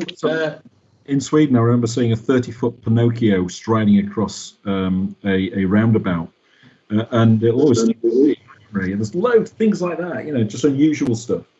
Right, thank you, Andrew. Councillor John Taylor. Yeah, John? Sorry, David, I'm going to disagree with you here. I support this, although I do worry, Andrew, about some of your might be controversial stuff, because it probably will end up being stuff I don't like. But, you know, that's it. Not everybody likes everything, do they? I get dragged by my niece to modern art galleries and I hate it, but she absolutely adores it, so I have to go along. I think a point you made, Rob, I'd written down already around active travel when you were talking about the Crosby experience, and I don't remember Crosby as being a horrible part of Merseyside, and I'm from over that way, so just be careful. Let me finish. Yeah, it's a nice area. Yeah, I think we're missing a trick here, and I don't disagree with anything here, but I think we're missing a trick that there is an opportunity to link the two more effectively. I would love to see us using public art outside of the town centre and using it to link to active travel. I would love to see some public art on each of the rail stations up the Penistone line, or in the villages connected to the Penistone line, to encourage people to use it and to get people from the town centre out into the villages and from the villages into the town centre. So I don't think it's an either or, I think it's a bit of both. I love your comments around using local artists, and I think that's really important. And I think Woven taught us a lot of that.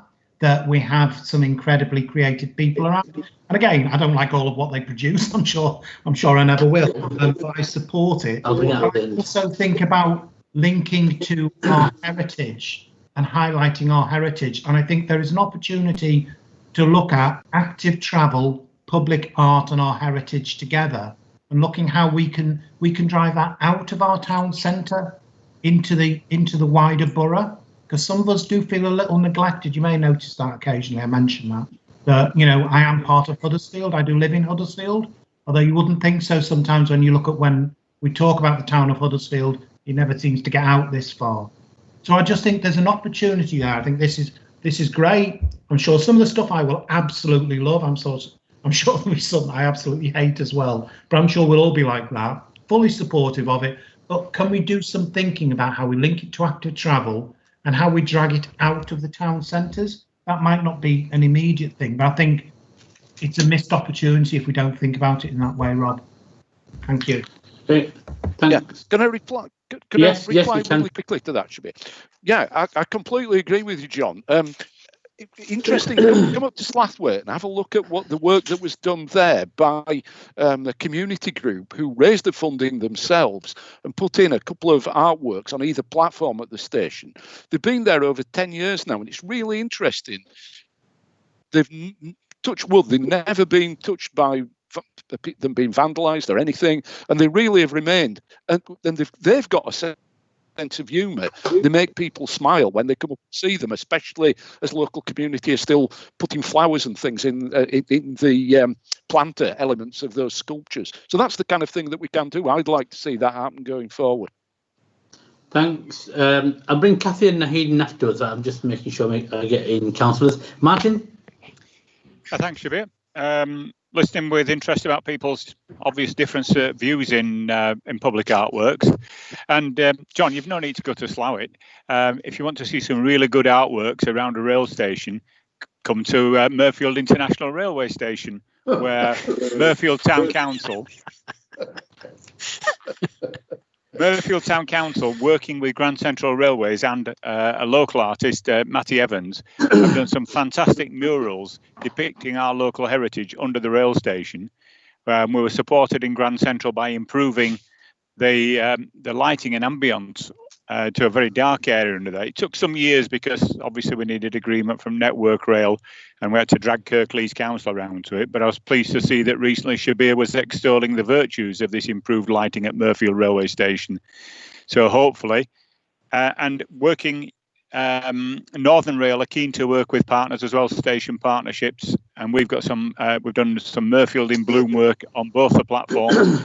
And that's now being featured by Northern Rail in their community rail partnerships publicity. So, yeah, while Slought's okay in its place, it's not a touch on Murfield, Rob. Right, okay, I've got Cathy and Naheed.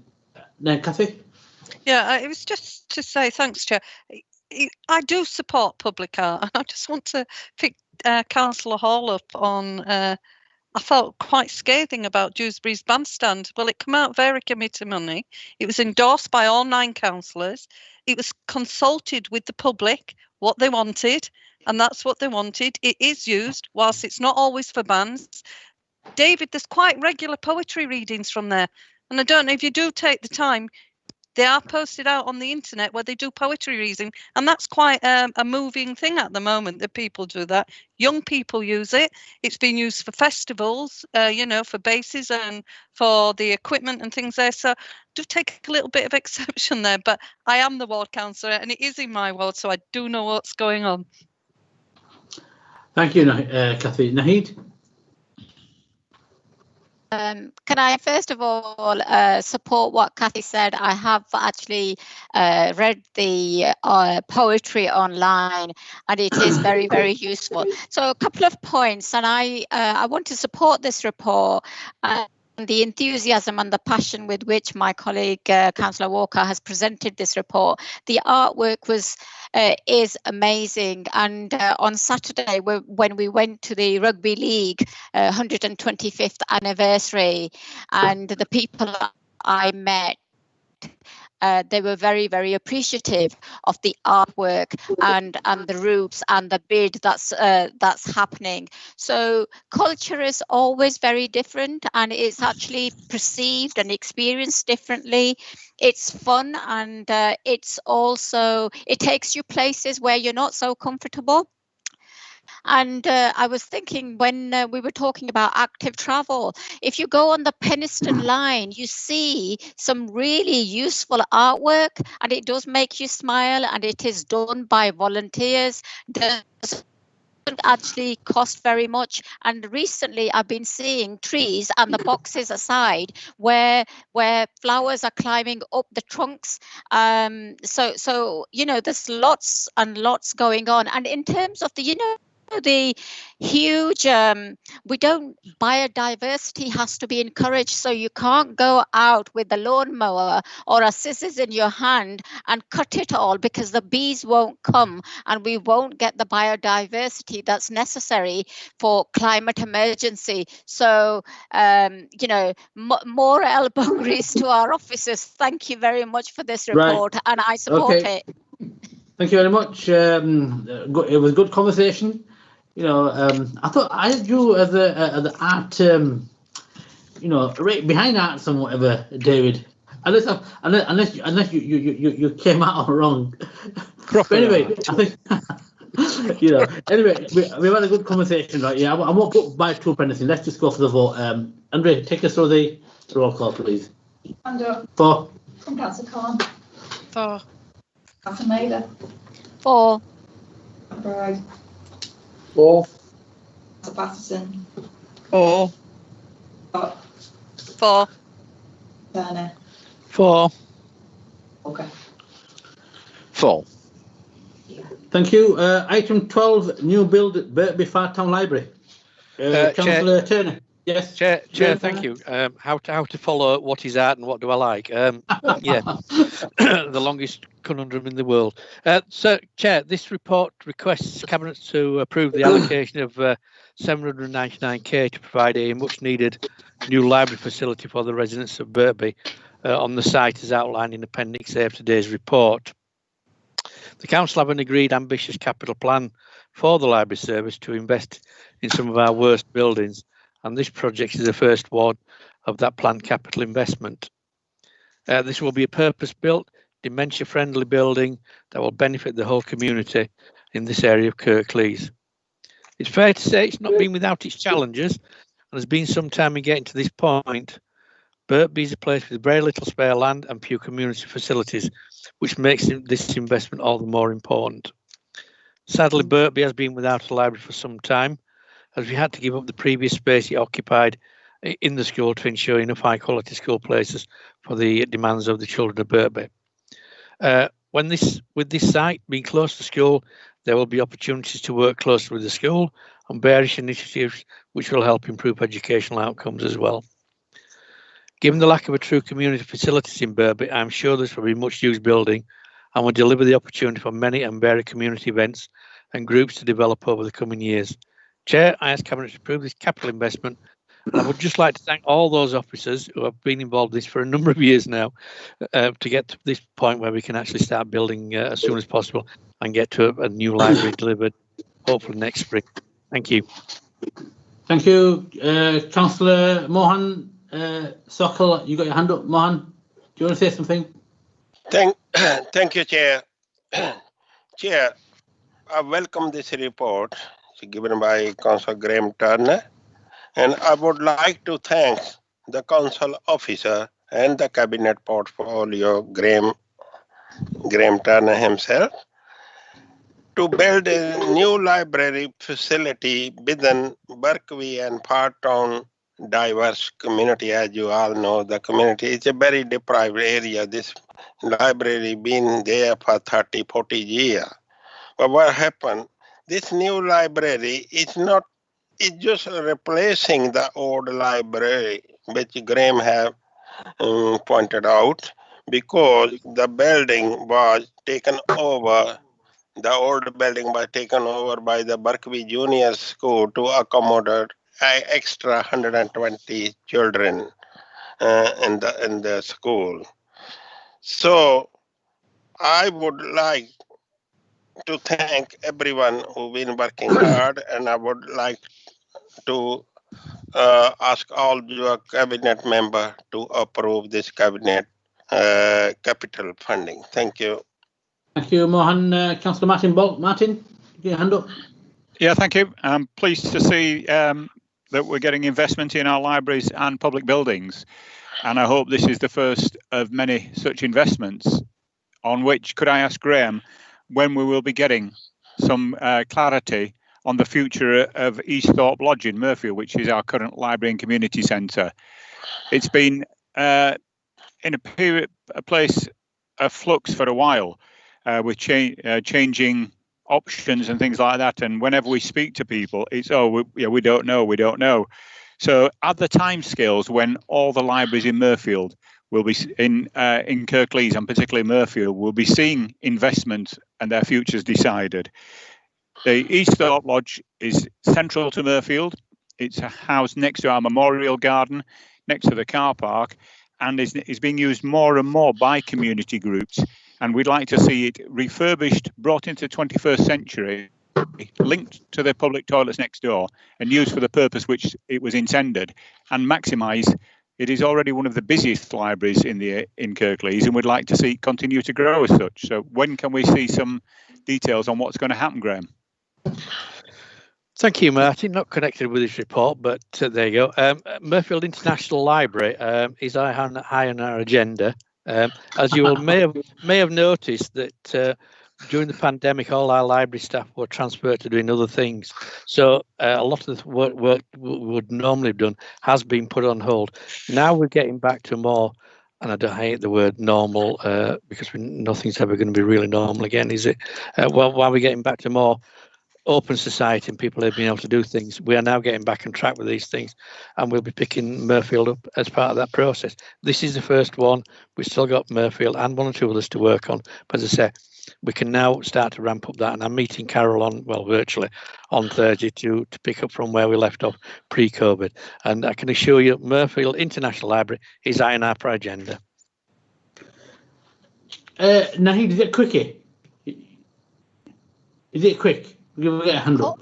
Of course, it's always quick. Just welcome. Yeah, well, if it's as quick as last time, you know. Well, I welcome this investment in a highly deprived area. It's welcome in the sense that there is hardly any other facilities. So if we're talking about need, I would put need in capital letters. So, congratulations to Kirklees Council for getting back to a space where they're investing in libraries and in their communities. Thank you. Thank you. We've got anybody else? No. Yeah. Right. Thank you, members. Who's seconding that? Was it you, Carol? Oh, yeah, I will second it. Yeah. Right. Okay. Shall we go for the roll call, please? Councillor Pando. For. Councillor Khan. For. Councillor Mather. For. Councillor McBride. For. Councillor Patterson. For. Scott. For. Councillor Turner. For. Councillor Walker. For. Thank you. Item 13, Corporate Financial Monitoring Report. Councillor Turner to present. Graham. It's the button then. Chair, thank you. This is the financial update, as members will have noted.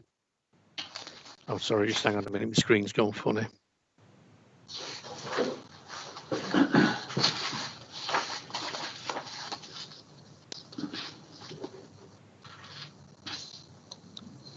Sorry about that. My screen went funny with my notes.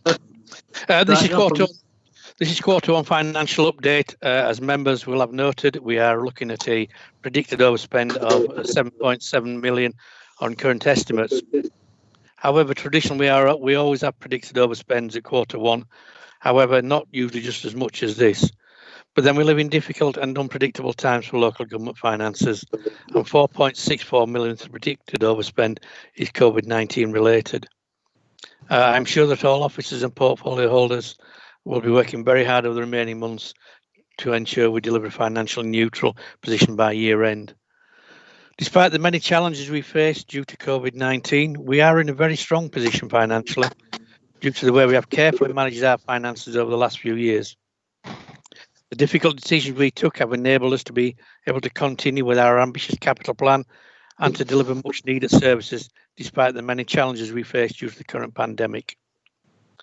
Given the strong position this year, we are looking to strengthen parts of the council that have suffered from lack of capacity in recent years to ensure that we can deliver on services in the capital plan, and already that's been mentioned about how we're seeking out some more staff to strengthen that that part of the council. Of course, it would be naive not to take into account the uncertainties that the coming months hold, and we have had to make some assumptions about the future in this report, but these are based on the best evidence available at the time the report was published. I can reassure Cabinet and the public that we're monitoring all our spending more closely than ever, whilst ensuring we keep the public safe and well, which has to be a priority for us. I welcome the support we've received so far from government, both directly to the council to support the council's activities and through the business rates grant scheme, and also the discretionary fund that has enabled us to help local businesses. However, as we move slowly to a different kind of society, I don't want local government to slip down the pecking order of those who need support. I would just like to remind government that we were told to do whatever it takes, and they must come up with some more support in the coming months, as the impact of the slowdown in the economy starts to become clearer and what impact this will have on local government and its finances.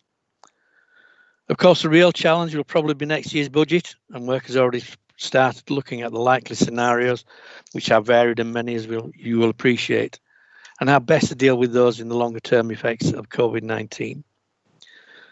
Can I just thank all those officers who have done so much work preparing this report in what are unprecedented times for local government, and indeed all of us. Chair, I ask Cabinet to note and endorse this report. Thanks, Graham. John, you've got your hand up. Councillor John Taylor. Thank you, Shabir, and thank you, Graham. And I echo your final comments there about thanks to officers, because I mean, I'm sure it's never easy for them in financial monitoring, but I'm sure this year's presented more challenges than they've ever had before. My only comment really was around the capital plan. There's a comment in here, Graham, around bringing forward some work to Dewsbury Town Hall whilst it's closed, which absolutely makes sense, fully supportive of. And I was just wondering, were there any other opportunities? So we've just talked about some of the libraries, and some of the libraries are still closed. Is there any work that could be undertaken with any of those that, you know, capital plans or refurbishment work to bring that forward whilst they're closed, rather than be disruptive once we have reopened while having to close services? But otherwise, fully supportive. And as I say, it's very, very difficult at this point in time to make any realistic assessments of where we'll end up come 12 months' time, isn't it? But thank you. Yeah, just to pick up on that, John, we're looking at as many things as we can that may be close to bring forward. But as I mentioned earlier, we are, you know, couple landlords have been short of a number of people for a number of years now, and we hopefully will be able to address that in the coming months. But we are looking, as I say, to bring as many projects forward, and that's one of the conversations I'll be having with Carol on Thursday. What can we do? And it's a conversation I have with Eamon every week when we have a chat, shall we call it, every week. And it's one of the things we discuss. What can we bring forward that we can use staff to do that while things are closed? Because it absolutely makes sense to do stuff now when something's closed. So we are looking at all opportunities, but we are limited by still limited by some COVID restrictions on some of those buildings, etc. But be rest assured, we are trying to get as much done now as we can, and it helps stimulate the local economy as well at a really difficult time. Let's get some money in there early. So, yeah, we've got it on board. We are doing what we can. Thank you, Councillor David Hall. Dave. Yeah, thank you, Leader. Yeah, most of what I was going to be saying actually, John's just preempted, but. And I am glad to see that you're taking this opportunity that's been thrown up. One of the others that I know about is the Spenvasi pool, where there was a separate leisure centre, and because that's not in operation, council's decided to get on with demolishing that and bringing the works forward. So I think that's exactly the right approach, Graham, and I commend you for taking any opportunities we can. I think we are right to be ambitious with the capital plan still. I think we've got to be a little bit realistic. I noticed the forecast for the capital outturn this year is 186 million spent out of 196 million. I'd wager a pound to the penny that we don't get near 186 million out of 196 million, given the rate we're going at the moment. But as I say, let's just make sure that we're taking the opportunities when we can. If we can bring anything forward to plug that gap, I'm sure we'll all be happy through the investment. So thank you. Thank you. I'll just come back. Thank you, David. Yeah, you're probably right about the 186 million, but let's have a go at it, shall we? Let's have a real crack at it and bring forward what we can. And let's get, as I say, try and do our best to stimulate the local economy. And just on spend pool, yeah, we had that conversation a couple of weeks ago, and it seemed perfect sense because it just alters slightly the framing of the build for it, and actually it just gives a little bit of a saving as well. So yeah, it was something we discussed last, as I say, a couple of weeks ago, and you're right, it makes sense to do that on that, and that's an example of how we are looking to bring things forward and crack on with things. So thank you. Right, thank you, everybody. I don't think we've got any more questions. I'd like to second that. Can we go for the roll call, Andrea? Please. Councillor Pandor. For. Councillor Khan. For. Councillor Mather. For. McBride. Councillor Patterson. For. Scott. For. For. Okay. Rob? For, sorry. No I didn't hear my name. It must. Right, okay, next item, 14, Code of Practice, Commercial Property Relationships, Councillor Graham Turner again. Yeah, sorry, Chair, it's me. I know Yeah. my financial reports aren't that exciting. There's no need to nod off, Rob. Chair, this report seeks Cabinet approval to adopt the government's new Code of Practice for property relationships during the current pandemic. By adopting this code of practice, it allows us the flexibility to negotiate with the businesses that are tenants of the council that may need support and financial assistance during the current pandemic and the future years. And also, we have to deal with, as we deal with the economic shock of COVID-19, it also allows a consistent approach to any negotiations with those businesses that are tenants of the council. It's important that we have flexibility as we seek to support our tenants, as some will be okay, and others will need different levels of support. So flexibility is the key to this, as we all try to do what we can to protect jobs and support the local economy in these very difficult and uncertain times. Finally, by adopting this code of practice, we are continuing with our consistent approach of adopting the guidance and policies that have come from central government during the COVID-19 outbreak. Chair, I ask Cabinet to approve this code of practice.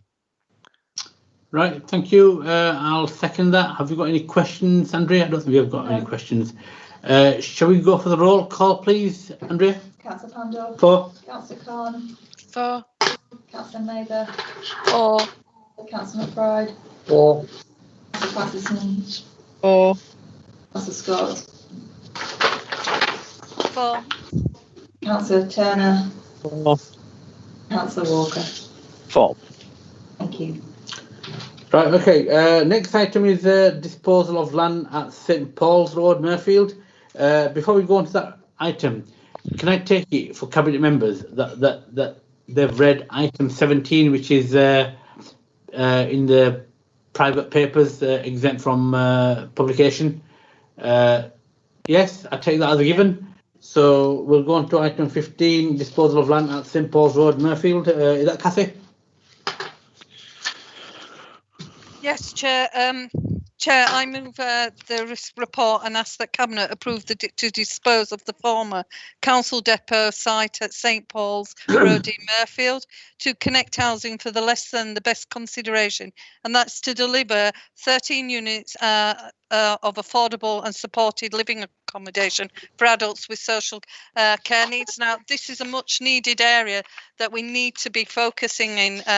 It's part that we don't seem to get much development in, and I know no doubt my Cabinet member colleague, Councillor Khan, will agree with what I'm actually saying. This is an area that we lack. I'm wanting to support the officer's recommendations as set out in item 6.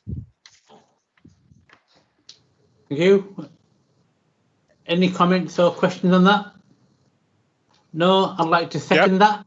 Oh, sorry, Martin. I wonder, he's got Murfield next to it, and Martin's not put his hand up yet. You're slipping, Martin. But I would have brought you in anyway. Go on, Martin. Do you want to second it before we discuss it? No, it's all right. Just either way, I've seconded it anyway. So I hope you're going to say something positive, Martin. We're going to we're investing in the international town of Murfield. Will it be called the Martin Bolt Memorial Homes or something? Right, Martin, over to you, mate. Yep, thanks. And thanks, Kathy, for the introduction. Since this report was published, there's a few queries that residents have raised, which I'd be obliged if we could have some clarity on. What is meant by a social care need? Because when it's all encompassing like that, obviously residents living in the area are concerned about who they may be getting as neighbours. What's been, in terms of clarity, is there going to be a covenant on the development? Because you sold off a property adjacent to this, the former council offices, and that's now just derelict on the high street. So is there going to be a covenant on when it's got to be brought forward or completed? Will there be any covenant or agreement in line with the council's environmental wishes that it's built to passive house or high standard? We've discussed this before with other packets of land, and there's no reason why, as a council, we can't be saying yes, we're going to support you in this, we're going to be a partner, but we want property which is built to the highest insulation and recyclable standards. Yeah, let's have solar panels, ground source heating, reuse of brown water, things like that. So if we could have that clarity, I'm sure the people would appreciate that. Kathy, thanks. Yeah, can I come back? Martin, absolutely, people do want clarity, and I think quite a lot of scaremongering does tend to go out there of what kind of people are going to be taking up the tenancies. It does say in the report in 2.2, it's 24/7 staff providing care and support, but they want for individuals to maintain their independence. However, it doesn't go into in detail of what kind of individual. You're absolutely right. So if that's okay with you, Martin, I'll get that back to you. But should any other member be present now and want that clarification, I'll also send that on to them. Thanks, Kathy. Not a problem. Thank you, Kathy, for that clarification, and thanks, Martin, for raising that issue. Very important issue. We need to keep our residents fully informed. I've got nobody else with their hands up, so can we go for the vote, please? Sorry, the building standards I also raised. Is there any, are we doing anything, Kathy, to say that it has to be built to a high environmental standard, so in terms of insulation, so that the properties are cool in summer, warm in winter, that we're having solar panels on, the things that we aspire to as a council in terms of our net zero aspirations? I can't answer that, Martin. I'd be waffling if I did try to. I think it'd be something that'd probably be brought through at planning, but equally I think officers would be able to pass some information on to you to say what standard. You no doubt will see the plans in some form. Thank you. And Chair, can I just say, a suggestion, thinking about Martin, Biker Grove, what about that one? Don't encourage him. Don't encourage him. Right. Okay. Andrea, take us through the roll call, please. Councillor Pando. 4. Councillor Khan. 4. Councillor Mather. 4. Councillor McBride. 4. Councillor Patterson. 4. Councillor Scott. 4. Councillor Turner. 4. And Councillor Walker. 4. Thank you. Thank you very much, all cabinet members and all councillors who attended for your time. It's now 12 minutes past 4, and I will see you again. Good night and God bless. Bye-bye.